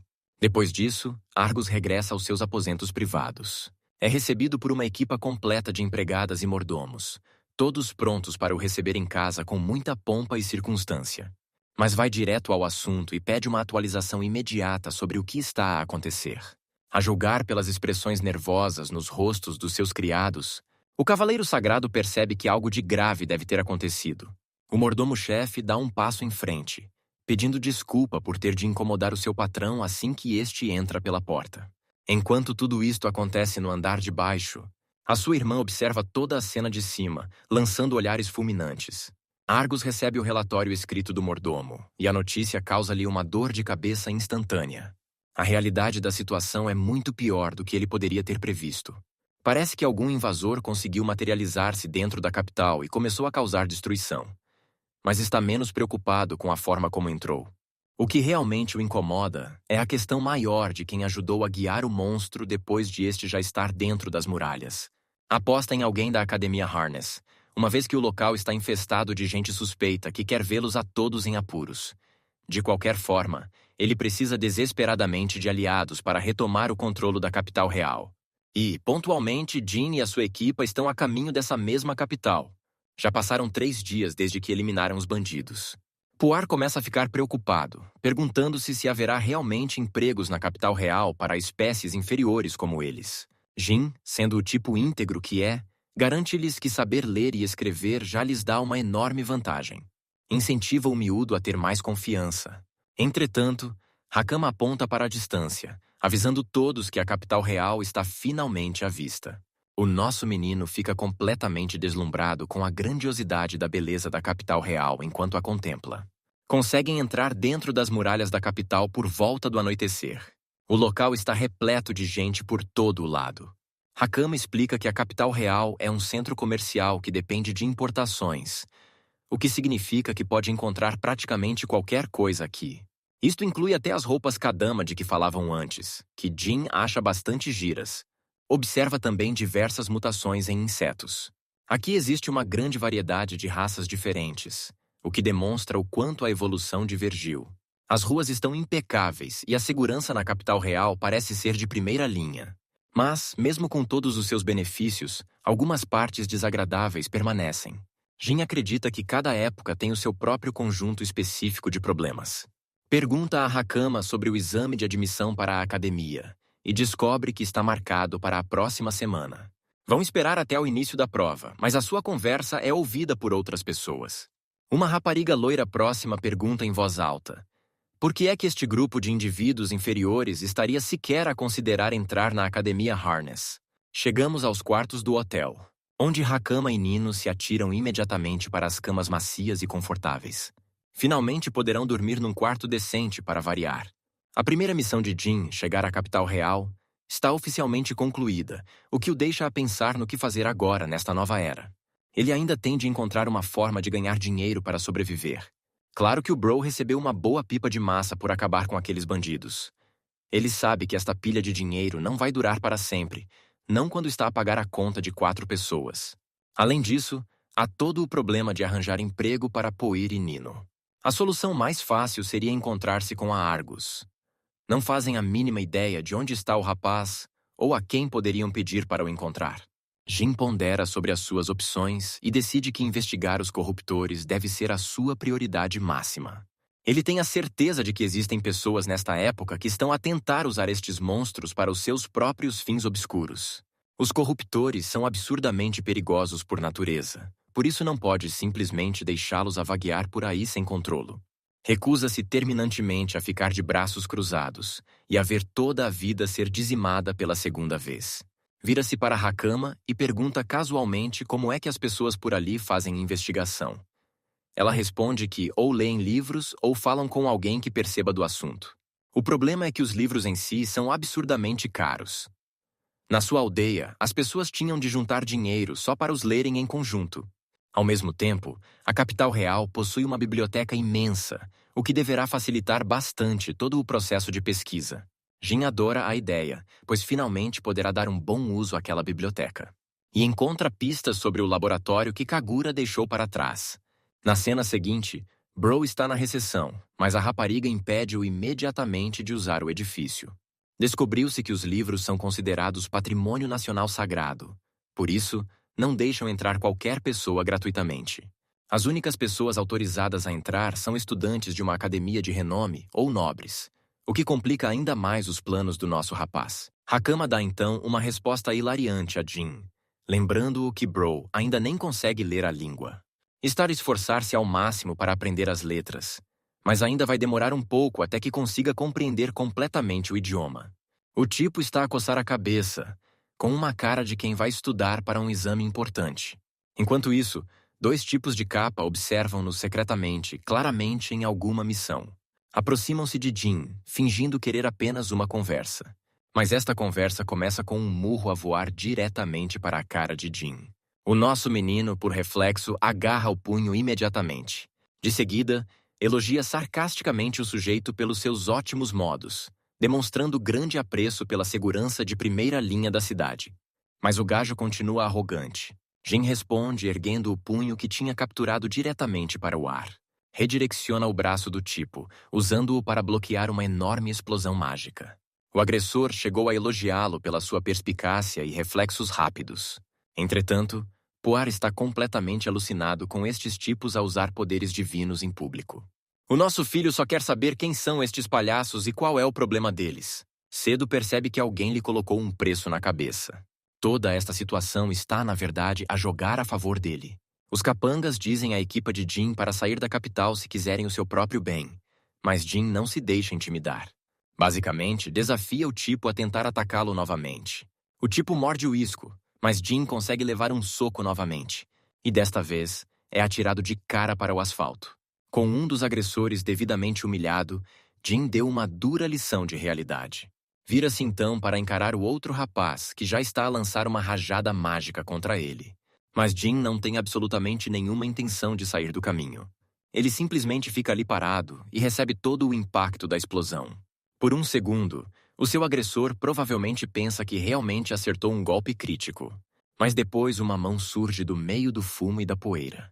Jin agarra o segundo rapaz pelo pescoço, levantando-o do chão como se fosse uma pena. Fica muito sério, dizendo-lhes que é patético desafiá-lo quando são tão fracos. Pergunta-lhes então se sequer tem coragem para tentar novamente, porque Bro está a canalizar o seu Gojo Satoru interior neste momento. Enquanto isso, a sua vítima pendurada tenta assimilar como uma espécie supostamente de nível inferior possui tanto poder bruto. Nesse instante, um grupo da Ordem dos Cavaleiros aparece e interrompe a festa. É a Karina, e está claramente irritada porque esta confusão está a arruinar o seu dia de folga. Ela ignora completamente os tipos que atacaram o Jin, com o objetivo de finalmente atirar o Hakama e o nosso rapaz para a cadeia. Mas causar alarido era exatamente o que Jin precisava, uma vez que isso chamou a atenção de alguém ligado a Argus. Isto é bom, mesmo que ela esteja a gritar diretamente na cara dele neste momento. A luta de rua foi oficialmente encerrada. Os olhos de Karina fixam-se imediatamente em Jin. Fica um pouco entusiasmada demais, pensando que finalmente apanhou esta espécie inferior a causar problemas na cidade novamente. Estava prestes a dizer-lhe umas boas verdades quando uma transeunte meio humana se aproximou dela, admitindo ter testemunhado todo o incidente. O espectador explica tudo, descrevendo que na verdade foi Jin quem apanhou em primeiro lugar. Ele estava simplesmente a defender-se e a proteger-se o tempo todo. Quando Karina olha de facto para os rostos dos agressores, ela reconhece-os imediatamente como os seus habituais colegas juniores tolos da academia de arnês. Ela espera secretamente que a irmã mais nova do santo capitão não esteja novamente envolvida nesta confusão. Jin pergunta então casualmente a Karina se deveria estar em patrulha, questionando o que está ali a fazer. Chega mesmo a referir que pensava que os membros da guilda eram os que normalmente lidavam com este tipo de coisas na cidade. Karina disse simplesmente que estava a cumprir o seu dever noturno de manter a paz enquanto se dirigia para um café próximo. Agora que ela viu pessoalmente Jin desmantelar sem esforço vários alunos poderosos da academia, Karina começa a suspeitar que a intuição inicial do seu capitão sobre este humano supostamente inferior talvez estivesse correta. Ela tenta então esquivar-se da conversa, dizendo a Jin para simplesmente evitar causar mais problemas. Mas Jin não a deixa escapar tão facilmente. Aproveita a oportunidade perfeita para lhe pedir que o acompanhe até ao encontro com o Capitão Argus. Assim que o humano ancestral conseguir finalmente encontrar-se com o Capitão Argus da 7ª Divisão, vai direto ao assunto e pede diretamente ao homem que os ponha a trabalhar. Faz questão de lembrar Argus que foi ele quem inicialmente ofereceu ajuda. Quando Argus pergunta sobre as crianças que trouxe consigo, Jin explica que acabou por encontrar os mesmos bandidos que Argus procurava. Refere ainda que conseguiu capturá-los a todos antes de os entregar à guilda. Argus fica um pouco tenso, tendo dificuldade em aceitar que alguém com o aspecto de uma espécie inferior pudesse ter feito tudo aquilo tão incrivelmente rápido. Jin explica então a situação de Nino e da sua irmã mais velha, Poar, esclarecendo que não tinham ninguém em quem confiar e que as pessoas os tratavam como lixo por serem considerados uma espécie inferior. Por essa razão, Jin pergunta ao capitão se há alguma forma de ele arranjar algum tipo de trabalho para eles. O capitão Argus recorda ao humano ancestral que não tem qualquer obrigação oficial de os acolher. Mas Jin contrapõe dizendo que está disposto a ser responsável pelas crianças, principalmente porque foi ele quem as resgatou. Argus parece achar toda esta linha de raciocínio bastante fascinante. Enquanto isso, as crianças ficam a olhar para Jin com pura esperança nos olhos. Isto dá ao capitão uma ideia brilhante, e ele percebe que pode usar as crianças como uma pequena forma de obter vantagem. Olha Jin diretamente nos olhos e diz que vai deixar as crianças ficar na sua propriedade. Podem até trabalhar lá. Só se Jin aceitar um emprego como professor na academia, um acordo que Jin aceita sem hesitação. Assim, sem mais nem menos, Poar e Nino estão a experimentar os seus novos uniformes de empregada doméstica. Poar agradece sinceramente ao capitão. O capitão ordena então às suas outras criadas que as treinem adequadamente, deixando bem claro que não tolerará qualquer tipo de discriminação. Enquanto Jin se afasta com Argus, pergunta ao capitão qual é a verdadeira partida de ser instrutor. Argus é honesto, admitindo que não faz ideia de onde é Jin, mas o seu instinto diz-lhe que Jin é um rapaz em quem pode confiar. Depois vai direto ao assunto, dizendo a Jin que quer que ele se infiltre na academia Harness disfarçado. A expressão de Jin torna-se extremamente séria e exige uma explicação completa para esta missão repentina. Assim, Argus começa a desvendar a feia luta pelo poder que está a destruir a capital por dentro. Segundo ele, várias facções estão numa guerra fria secreta, todas a lutar pelo trono porque o rei está no seu leito de morte e pode falecer a qualquer minuto. Para além do habitual drama da sucessão, afirma que existem outros atores que não têm qualquer direito ao trono, mas que mesmo assim estão a tentar tomar o poder. Aparentemente, estas pessoas são extremamente perigosas e estão até a usar os corruptores, que nesta era são chamados de invasores, como armas para promover as suas próprias agendas egoístas. A mente de Jin regressa a Lord Shapian, e ele percebe que provavelmente existem canalhas ainda maiores a mexer os cordelinhos nos bastidores. O capitão diz que o seu plano é expor estes traidores e encontrar a sua base secreta. Neste momento, o seu principal suspeito é a própria Academia Harness. Argus bate então à porta. Apresenta Jin a pessoa que está do outro lado, a sua irmã mais nova, Miria Ulton. Ele explica que ela frequenta o ginásio e que irá guiar Jin até lá. Miria, sem hesitar, deixa voar a sua língua afiada. Ela atinge Jin com o mesmo insulto que Karina, chamando-lhe uma espécie inferior e desprezível. O capitão tenta rapidamente silenciá-la, lembrando à irmã que é extremamente rude falar com as pessoas desta forma. Miria continua irredutível, recusando-se terminantemente a apoiar este plano. Ela não aprovará que uma missão tão crucial seja entregue a um sujeito que já rotulou como de espécie inferior. Jin contrapõe, repreendendo-a pela sua péssima atitude, o que deixa o capitão completamente sem jeito. Argus pede imediatamente desculpa em nome da irmã pelo seu comportamento desrespeitoso. Karina inclina-se então para perto de Jin, sussurrando que Miria é na verdade uma força da natureza, mas que tem um preconceito sério e profundo contra as espécies ditas inferiores. Mas Miria não se ficou por aqui e continua a lançar um insulto atrás do outro diretamente contra Jin.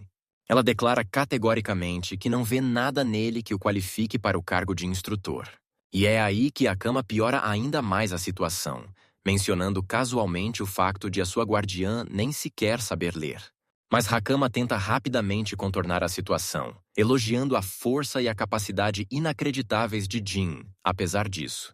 O súbito elogio desperta uma memória em Karina, que agora percebe que foi Miria quem incitou os alunos da academia contra Argus anteriormente. O capitão não para de pedir desculpa, prometendo a todos que vai disciplinar severamente a irmã por isso. Jin muda de assunto com a vontade, perguntando a Argus o que deveria estar a ensinar. Argus explica que, pelo que viu, Jin tem um talento natural para as artes espirituais. É exatamente por isso que acha que Jin é a escolha perfeita para ensinar aos alunos os fundamentos essenciais. De seguida, explica as 4 artes espirituais básicas: ignição, descarga, congelamento e cura, acrescentando que a maioria das pessoas é considerada competente se souber utilizar apenas 2 delas. No momento em que Jin ouve que toda a base da sua magia se resume a 4 artes espirituais simples, ocorre-lhe uma ideia. Percebe imediatamente que o líder bandido com quem lutou antes era, na verdade, muito mais talentoso do que ele imaginava. O movimento que aquele tipo fez seria facilmente considerado uma arte espiritual especial neste período. Um sorriso discreto e compreensivo espalha-se pelo rosto de Jin enquanto toma uma decisão. Acha que talvez precise de reescrever completamente a forma como toda esta era encara estes poderes especiais. A cena avança rapidamente, retomando a história cerca de 1 semana depois. Finalmente chegou o grande dia de Hakama fazer o exame de admissão e entrar na academia. Argus faz a sua entrada com Jin a caminhar logo ao seu lado. Quer que Jin assuma oficialmente as funções de instrutor necessárias para este ano. Aparentemente, uma divisão diferente da Ordem dos Cavaleiros precisa de assumir esta função todos os anos. Desta vez, a 7ª divisão é a encarregada. Enquanto Jin o seguia por trás, tentando manter um perfil discreto, apercebeu-se de algo. Um homem grande chamado Hoodman ficou completamente vidrado nele, olhando-o fixamente durante toda a caminhada. O grupo chega finalmente ao seu destino. Chegam ao seu destino, a sala do diretor. Argus dá um passo em frente e cumprimenta-a respeitosamente. Um sorriso caloroso espalha-se pelo rosto da diretora. Está claramente feliz por ver a sua ex-aluna a prosperar na Ordem dos Cavaleiros. O seu tom muda quando menciona o drama político que acontece dentro do país. Então, de repente, ela dirige as suas críticas a Jin. Ela diz ao capitão que ele não deve encarar a academia com tanta leviandade. Ela não consegue acreditar que ele enviaria uma espécie inferior para desempenhar um papel tão vital. Mas o capitão mantém-se firme, insistindo que Jin é mais qualificado do que qualquer outro em toda a sua divisão. Assim que o diretor parece prestes a aceitar Jin, o magricela Lord Gita intervém imediatamente para protestar contra toda a ideia. Agora é a sua vez de lançar insultos contra o humano ancestral. Defende que não há forma de permitirem que um ser humano inferior assuma este tipo de trabalho. O diretor olha então para Lord Rudman, perguntando-lhe o que pensa desta objeção. O homem gordo diz que compreende perfeitamente a preocupação, mas levanta uma questão mais prática, alertando-os para possíveis represálias por parte dos alunos e outros instrutores. A diretora volta a apoiar o movimento de protesto, admitindo que partilha da mesma preocupação. Jin repara que todos estão a falar dele como se ele nem estivesse na sala. Depois, apresenta-se para se defender, oferecendo uma saudação educada antes de se apresentar com maneiras impecáveis. Demonstra que consegue manter a calma, mesmo quando o estão a criticar abertamente. De seguida, olha nos olhos dos lordes e faz uma pergunta direta. Estão a julgá-lo pela sua aparência, como se fosse de uma espécie inferior? Ou será que acham mesmo que ele não tem o poder necessário para este cargo?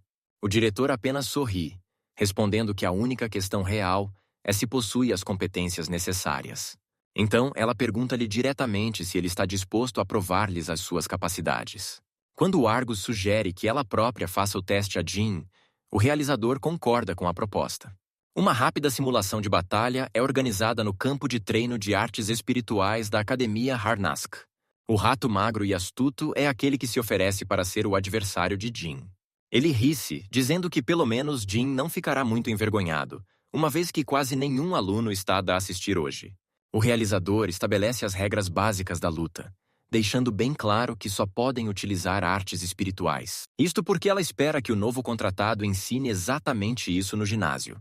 Alguns alunos começam a reunir-se para assistir ao combate, e Miria está mesmo ali no meio da multidão.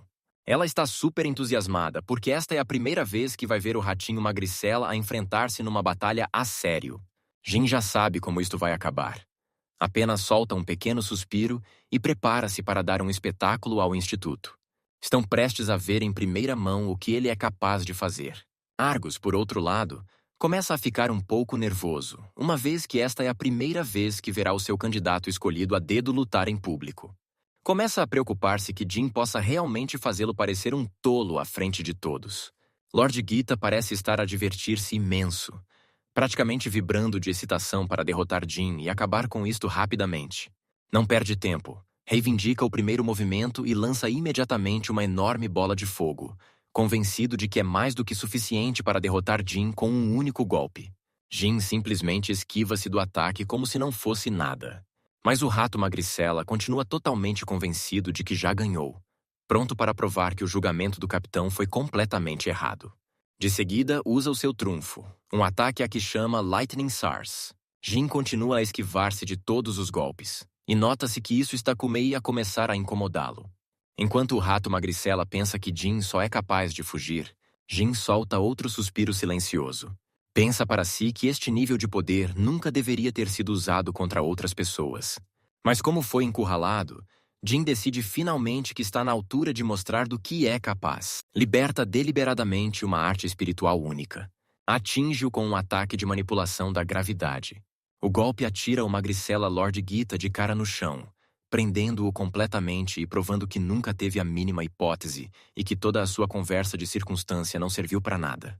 O realizador e o homem gordo, Lord Rudman, ficaram completamente atônitos com o que tinham acabado de ver. Até Argus e a sua irmã, Miria, ficou boquiaberta depois de testemunhar uma demonstração de poder tão impecável que nunca tinha visto nada igual. Todos começam a perguntar o que raio acabou de acontecer. Jin encolhe os ombros e explica que estava apenas a brincar com a gravidade em redor do Lord Gita. Quando ouve todos murmurar que nunca tinham visto um movimento como aquele, Jin não consegue evitar um pequeno sorriso, apercebendo-se quanta coisa estes alunos e até os professores da academia ainda têm para descobrir. O Sr. Gita está a ranger os dentes, furioso e estendido no chão. Parece tão patético que até dá pena do velho. O nosso menino. Finalmente, a pressão da gravidade diminui, livrando-o do sarilho. Gita perde completamente a cabeça, gritando que uma técnica espiritual como aquela nem sequer deveria ser possível. Começa a queixar-se que os inferiores devem estar a usar algum tipo de truque barato e ilegal.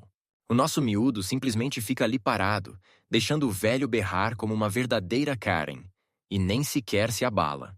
Observando tudo, a diretora toma a sua decisão com tranquilidade. Os alunos das redondezas também ficaram bastante impressionados. Miria, em particular, está a tentar perceber como é que ele consegue controlar tanto poder divino. Geralmente, os subordinados quase não têm nada, o que a deixa extremamente curiosa. Ela está determinada a descobrir quem Jin realmente é. Passa uma semana e a cena corta para a cerimônia de boas-vindas. O diretor levanta-se e anuncia que a Academia Harness foi criada para treinar guerreiros capazes de derrotar ameaças invasoras. Se é demasiado fraco para aguentar, não tem nada que estar aqui. Mas para aqueles que o conseguem, a vida está basicamente garantida, com todo o estatuto e poder que possam desejar.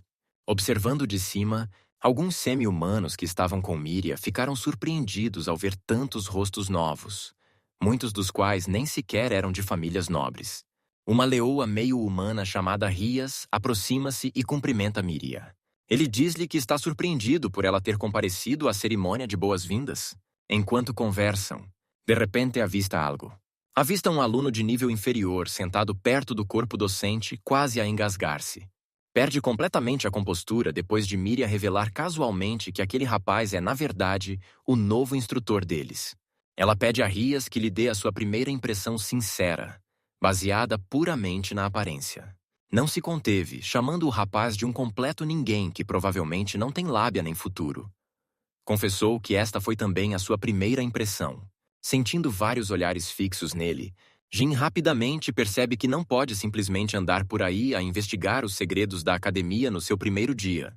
Em primeiro lugar, precisa de melhorar a sua reputação, deixando de ser visto como inútil e inferior para se tornar algo mais inofensivo e discreto. Porque neste momento, parece que anda com um alvo enorme pintado nas costas. Após a cerimônia, chega finalmente a hora da sua primeira aula. Ao mesmo tempo, Lord Gita reúne os alunos mais velhos, dizendo-lhes que as suas aulas normais estão oficialmente a recomeçar. Adverte-os sem rodeios para não se deixarem ofuscar pelos novos recrutas talentosos que se matricularam este ano. Mas então, pergunta, irritado, por que é que a maioria da turma não está presente? O velho tarado está a sorrir secretamente, pois sabe que a maioria deles preferiria comer terra a ter aulas com um inferior. Aquela cobra nojenta até fez questão de dizer a toda a gente que a aula de hoje seria dada por Jim. Surpreendentemente, o nosso professor não parece minimamente incomodado. Simplesmente caminha até o pódio com total confiança e apresenta-se como o novo instrutor de técnicas espirituais. Sem pausa, Rias não tem vergonha nenhuma e pergunta-lhe sem rodeios se tem realmente as capacidades necessárias para ensinar os alunos mais elitistas da academia. O nosso miúdo apenas esboça um sorriso tranquilo e diz que todos estão prestes a descobrir, não é? Chega mesmo a dizer ao meio-humano leão que tem total liberdade para se ir embora se a aula não estiver à altura dos seus padrões. Com isto estabelecido, define imediatamente uma regra. Deixa bem claro aos seus alunos que usar poderes divinos em humanos comuns é completamente proibido, não importa o que. Explica-lhes a lógica, esclarecendo que os poderes divinos foram criados especificamente para desativar o fator de cura dos inibidores. Os seres humanos recuperam normalmente após sofrerem uma lesão. Deixa claro que a única função do poder sempre foi destruir os invasores. Ao ouvir isto, algum fala-barato lá ao fundo começou a falar pelos cotovelos. O tipo chama-lhe fraco, alegando que ele próprio não deve ter qualquer poder divino. Este pirralhinho arrogante defende que tem o direito absoluto de usar o seu próprio poder da forma que bem entender. Agora parecendo um pouco irritado, basicamente, o professor Jim desafia-o a descobrir se é realmente tão fraco como diz ser. Ali mesmo, no meio da aula, diz ao aluno para vir para cima dele com o seu melhor golpe. O miúdo esboça um sorriso presunçoso, jurando abandonar a aula para sempre se o professor nem sequer lhe der uma nota. Aproveita a oportunidade, invocando uma lança feita de puro relâmpago que crepita com poder bruto. Até o Sr. Gita fica nervoso, pensando que a própria sala de aula poderia ser destruída por um ataque tão violento. Sem hesitar, o aluno atira a lança diretamente para o peito de Jim. O impacto levanta uma enorme cortina de pó que enche toda a sala. Todas as pessoas ali presentes concluíram que o inferior estava completamente acabado. Mas eis que uma espada surge voando no meio da densa fumaça. O objeto embate contra a parede mesmo atrás do aluno, passando a centímetros do seu rosto em choque. Jim fala calmamente, referindo que a lâmina poderia tê-lo atravessado se realmente o quisesse matar. E com isto, ensina a sua primeira lição a sério do dia. Nunca descartar alguém apenas por causa da aparência. Rias apenas observa tudo a desenrolar-se, questionando-se se aquele movimento poderia sequer ser chamado de arte espiritual. O professor Jim continua explicando que os inferiores recebem este rótulo porque todos presumem que são fracos. De seguida, realça que é claramente muito mais forte do que eles e pergunta o que isso faz dele. O seu nível de poder aumenta drasticamente quando ele próprio lhes dá a resposta. Isto, diz, é o que faz um professor. Em seguida, dá uma segunda lição. Jim pergunta a esse mesmo aluno se sabe o que é preciso para realmente usar as artes espirituais.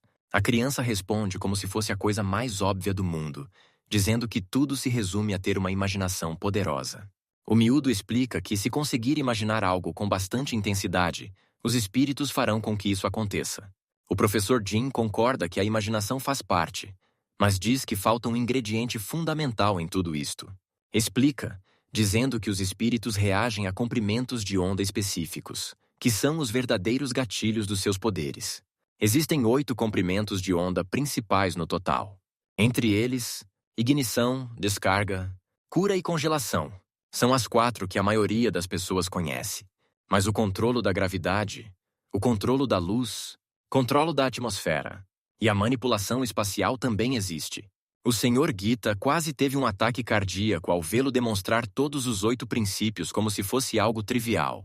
Com esta notícia bombástica, o nosso miúdo começa finalmente a sua primeira aula a sério.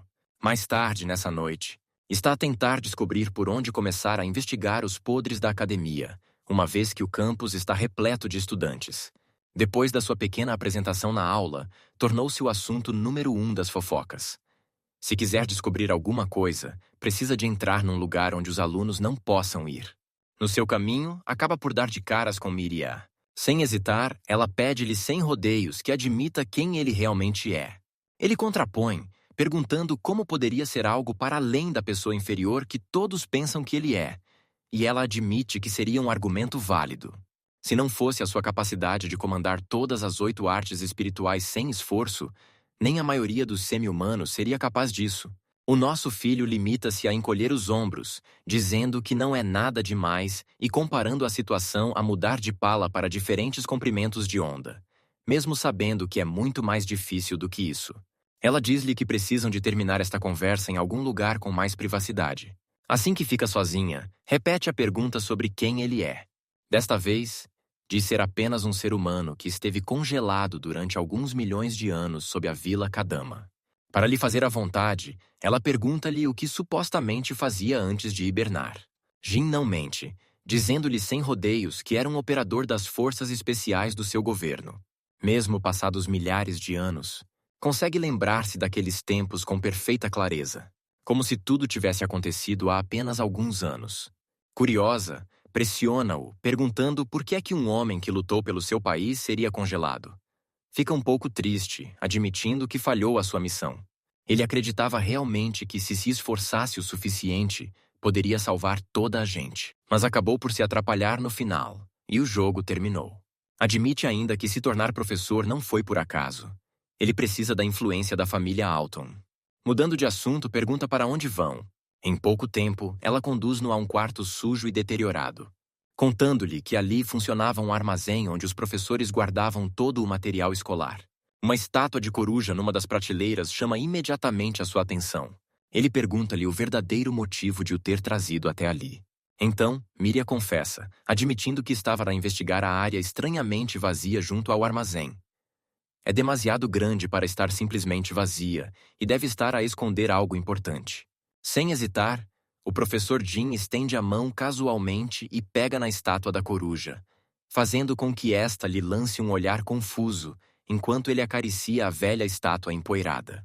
No instante em que gira ligeiramente, as estantes separam-se, revelando uma passagem secreta mais para o interior. Ele felicita-a calmamente, pois ela tinha toda a razão sobre a existência de um quarto secreto. Miria está totalmente estupefacta, completamente perplexa com a rapidez com que ele descobriu o truque. O nosso professor explica tranquilamente que percebeu que a coruja era o único objeto limpo numa sala coberta por uma espessa camada de pó. Diz-lhe então para esperar ali enquanto vai verificar sozinho o quarto suspeito. Surpreendida, Miria insiste em ir com ele. Ele avisa-a que pode haver algum intruso perigoso lá dentro. Ele pode não ser capaz de a proteger, mas a loira deixa claro que as suas habilidades não são de todo desprezíveis. Afirma com convicção que está muito acima de todos os outros da sua turma, sendo que apenas o seu irmão talvez supere a sua capacidade. Ao ouvir isto, decide acreditar na palavra dela. Os dois descem cuidadosamente a escadaria decrépita, que se estende muito mais profundamente do que o esperado. Miria aprecia silenciosamente a conveniência de controlar a luz sem esforço na escuridão total. Jin solta uma piada em voz alta, dizendo que o local parece uma masmorra onde os monstros surgiriam num qualquer jogo de fantasia. A referência ao jogo passa-lhe completamente despercebida.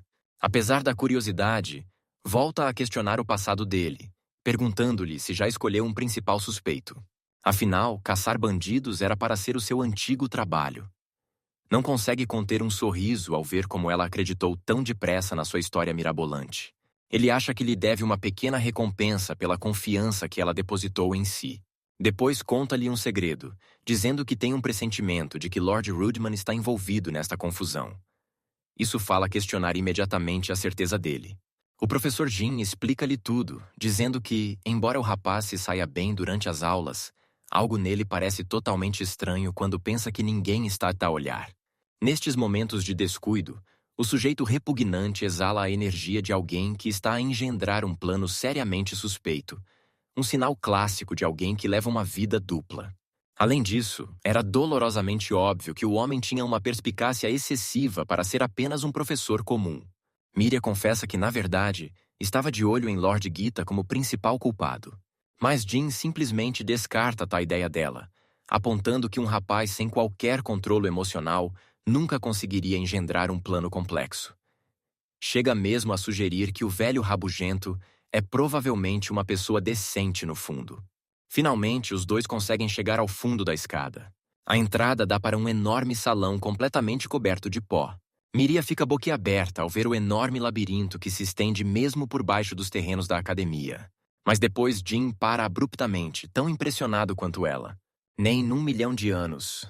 Será que alguma vez imaginou que um dia encontraria o laboratório de Kagura escondido num lugar como este? Quando Jin põe os olhos nas portas guardadas por nanomáquinas, aquilo a que as pessoas daquela época chamariam simplesmente espíritos, ele sabe sem dúvida que este deve ser o antigo ateliê de Kagura. Miria começa a ficar assustada porque estava a escavar há muito tempo.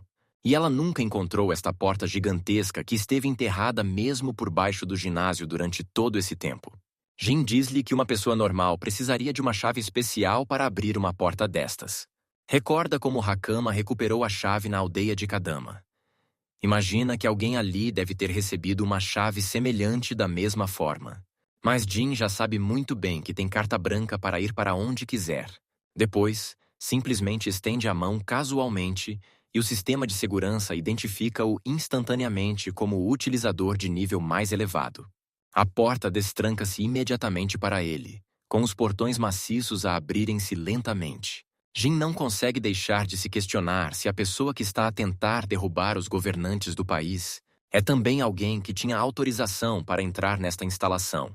Enquanto isso, Miria permanece completamente paralisada, a sua mente recusando-se a processar que este enorme complexo estava escondido mesmo por baixo do ginásio. Finalmente, ela pergunta a Jin se não precisava mesmo de uma chave, e ele simplesmente responde friamente que os humanos antigos eram um caso especial. Nesse momento, Miria começa a pensar que a história insana dele pode realmente ser verdade, e segue-o silenciosamente para o interior do laboratório secreto. Lá embaixo, deparam-se com uma visão arrepiante. Vários corruptores estão trancados dentro de grandes jaulas de metal. E, estranhamente, todos eles estão perfeitamente calmos, sem demonstrar qualquer sinal da sua habitual fúria berserker. Jin tem um lampejo de déjà vu, lembrando-se dos corruptores que os bandidos tinham enjaulado. E de como também eles estavam estranhamente quietos pouco antes de serem libertados. Mas o que mais o perturba é a questão de como alguém poderia transportar monstros tão enormes até um lugar como este sem ser notado. Miria tem de admitir que as suspeitas do irmão sobre a academia provavelmente estiveram certas o tempo todo. Ela sugere que simplesmente se escondam e esperem que os culpados regressem, preparando a emboscada perfeita, uma vez que certamente regressarão eventualmente.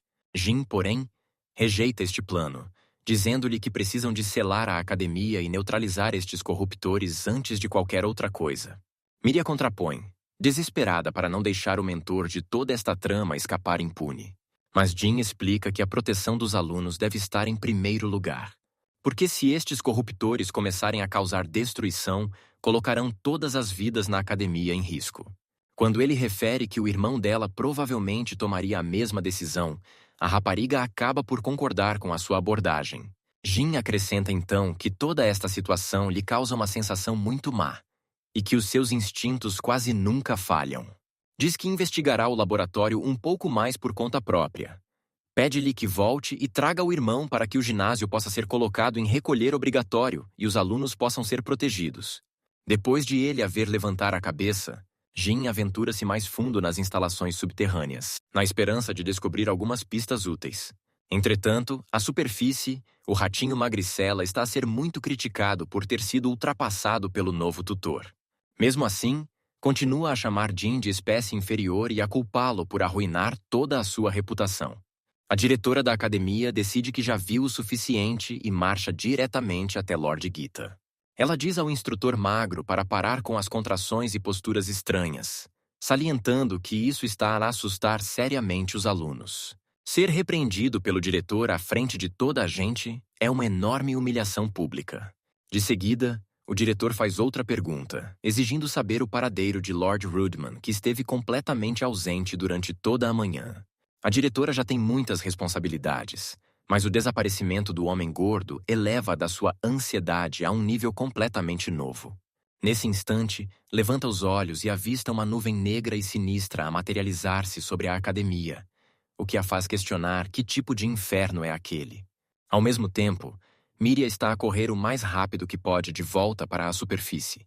Mas no instante em que atravessa a porta que dá para o exterior, para abruptamente. Ali mesmo, diante dela, estava nada mais nada menos que o próprio Lord Rudman. É exatamente o mesmo homem corpulento que esteve completamente desaparecido durante toda a manhã. Exibe um sorriso completamente malicioso, uma expressão que grita que está absolutamente envolvido em algo terrível. De volta ao laboratório secreto, Jim continua a sua busca. Volta a sua atenção para um conjunto de portais estranhos, que brilham a vermelho e pulsam ritmicamente como se tivessem um batimento cardíaco. Começa a questionar seriamente se todo aquele aparato não seria algum tipo de criatura viva. E se for esse o caso, ele precisa de se perguntar se foi Kagura quem realmente o fez. Foi então que Jin avistou o familiar cubo de comunicação. Este era o cubo que Kagura tinha embalado juntamente com o injetor de nanomáquinas que utilizara anteriormente. Espera sinceramente que o dispositivo contenha algumas respostas que o ajudem a compreender esta situação louca e a encontrar uma forma de a resolver. Não perde tempo a ativar o dispositivo, e uma projeção holográfica de Kagura ganha vida, tomando goles de café casualmente. Basicamente, Kagura disse que sabia que Jin chegaria antes de qualquer outra pessoa, uma vez que aquele laboratório em particular era o mais próximo do local onde ele deveria acordar. O médico prossegue explicando que este laboratório era o local onde trabalhava num projeto que a humanidade nem sequer conseguiu realizar no seu auge, há centenas de milhões de anos. Refere ainda que uma pequena fração do incrível poder deste dispositivo foi condensada e selada dentro do injetor especificamente para Jin a utilizar. Passa um momento a vangloriar-se de quão brilhante foi por ter conseguido isto, antes de finalmente revelar a bomba sobre a máquina alucinante de que vinha a falar. A incrível invenção é um dispositivo de teletransporte completo. Jin está completamente perplexo. Nunca imaginaria que Kagura fosse capaz de construir algo a esta escala gigantesca. Agora, todos os acontecimentos estranhos começam a fazer sentido. Esta nova informação corrobora algo que Argus disse anteriormente, sobre como os invasores simplesmente surgiram do nada por toda a cidade. De repente, uma série de alarmes soam na mente de Jin. Percebe que a pessoa que controla este teletransportador é provavelmente o mentor por trás de toda a invasão, especialmente com uma coleção de monstros enjaulados aqui mesmo no laboratório. Mas depois Jin passa a mensagem de Kagura na sua mente e percebe que algo não faz sentido. Kagura mencionou especificamente que o seu dispositivo de teletransporte original deveria ser de um azul brilhante. Então, se é assim, o que raio é esta máquina vermelha ameaçadora a zumbir mesmo à frente dele? Assim que um relógio próximo bater a meia-noite. E pontualmente, a máquina ganha vida com um zumbido potente e perturbador. Jin firma os pés, preparando-se para o inferno que está prestes a irromper daquele portal. Em vez disso, cada invasor, presos dentro das jaulas, simplesmente desaparece num instante. Enquanto isso, à superfície, Argus e os Cavaleiros Sagrados assistem ao pior cenário possível a desenrolar-se diante dos seus olhos. Um exército de invasores começa a surgir do céu e a aterrar por toda a capital real, como se estivessem a cair numa espécie de combate mortal macabro. Lá embaixo, no laboratório, o homem gordo e ceboso encara Miria, com o rosto a contorcer-se num sorriso repugnante e perturbador. Ele provoca-a, perguntando-lhe por que parece tão tensa e com tanta pressa. A resposta de Miria é gélida, dizendo ao homem por trás de toda esta confusão para sair do seu caminho se não se quer magoar. Lord Rudman finge estar genuinamente chocado, admitindo que já suspeitava há algum tempo que ela andava a ir a investigar os seus negócios. Mas acrescenta que, infelizmente para ela, juntou as peças tarde demais. E quando Miria lhe pede para se explicar, anuncia calmamente que o acerto de contas final já chegou. O sujeito calvo e desleixado solta um suspiro, explicando que queria adiar. Um par de pragas que rondava o seu laboratório fê-lo antecipar o cronograma. Salienta que rapidamente percebeu que o maior perigo para toda a sua operação era Dina. O seu instinto dizia-lhe que o novo professor seria um grande problema, assim como o irmão de Miria. Ele nem precisa de provas. Simplesmente sabe que foi Jin quem encontrou a entrada secreta para este local. Decide que já falou o suficiente por hoje, concluindo que é muito mais simples livrar-se de quaisquer testemunhas logo ali. Miria quase se ri da arrogância do homem, achando hilariante que ele pense que a pode derrotar. Um sorriso verdadeiramente perverso e demoníaco espalha-se pelo rosto de Rudman. Começa a gabar-se da quantidade absurda de poder que conseguiu acumular. completamente alheio à rapariga que se aproxima sorrateiramente por trás dele com um pote maior que a sua própria cabeça. Miria transpira nervosamente. Está dividida entre o medo pelo bem da rapariga e a séria dúvida de que este plano absolutamente insano possa resultar. Hakama não hesita um segundo, desferindo um golpe com toda a força que o seu pequeno corpo consegue gerar e acertando em cheio na cabeça do gordo desleixado. Miria fica apenas a olhar, totalmente atônita. Pergunta como é que Hakama conseguiu encontrar aquele lugar, o que leva a uma explicação apressada de que estava à procura de Jin. A cidade lá fora é um completo caos, e será impossível salvar toda a gente sem o seu guardião. Ao descer, esbarrou com outra aluna nova chamada Kudo, que lhe contou que o professor tinha acabado de entrar no armazém. A rapariga nova sente-se um pouco mal por ter nocauteado um professor, mas Hakama retorque dizendo que o tarado mereceu o que aconteceu.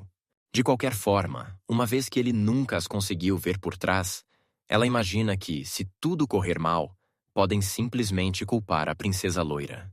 Nesse instante, Jin chega finalmente ao cimo da escada. Preocupado, pergunta o que aconteceu, para depois avistar um porco mole no chão, como um pino de bowling caído. Hakama tira-o do seu estado de confusão, informando-o rapidamente que toda a cidade lá fora mergulhou no caos total. Jin não ficou nada surpreendido, pois já tinha descoberto que só havia um alvo possível para todos os invasores teletransportados do laboratório. Miria empalidece quando a verdade finalmente a atinge. Os três saem imediatamente a correr, sem perder um único instante. As chamas devastam a cidade, e quase metade dela está em ruínas. Cidadãos aterrorizados correm em todas as direções enquanto o inferno se instala. No meio dos enxames de monstros invasores, um único monstro que se parece com um Vilgax enorme e imponente, e destaca-se como a mais forte de todas. Ver a sua amada casa destruída desta forma deixa Miria completamente sem palavras. Entretanto, Jin sente aquele peso familiar e esmagador da derrota, convencido de que deveria ter destruído o dispositivo de teletransporte quando teve oportunidade. Mais uma vez, Hakama precisa de ser quem o tira do seu transe, trazendo-o de volta ao caos que se desenrola mesmo à sua frente. Ela aponta o dedo na direção do horizonte, chamando a atenção dele para o enorme monstro tentacular. A criatura está a acumular uma quantidade insana de energia, claramente a preparar-se para libertar uma explosão devastadora. E o seu único alvo é o coração do reino, o próprio Palácio Real. Esta é toda a motivação que Jin precisa, agora completamente focado em compensar o seu erro anterior. Ele saca imediatamente a injeção especial que Kagura lhe tinha preparado, desbloqueando uma versão diluída de uma habilidade de teletransporte. O cientista louco explicou-lhe os detalhes técnicos, esclarecendo que as nanomáquinas só podiam realizar um salto a cada 24 horas e que o seu alcance deveria ser um pequeno salto dentro da sua linha de visão. Estas limitações eram para um utilizador comum. E Jin está longe de ser comum. Um tipo com óculos como os dele pode levar a regra da linha de visão ao seu limite absoluto, basicamente teletransportando-se para tão longe quanto os seus olhos alcançam. Não perde um único momento a pensar nisso. Num instante, desaparece, reaparecendo num segundo diretamente no caminho daquele enorme feixe de energia. Surge no último instante, momentos antes da explosão atingir o Palácio Real.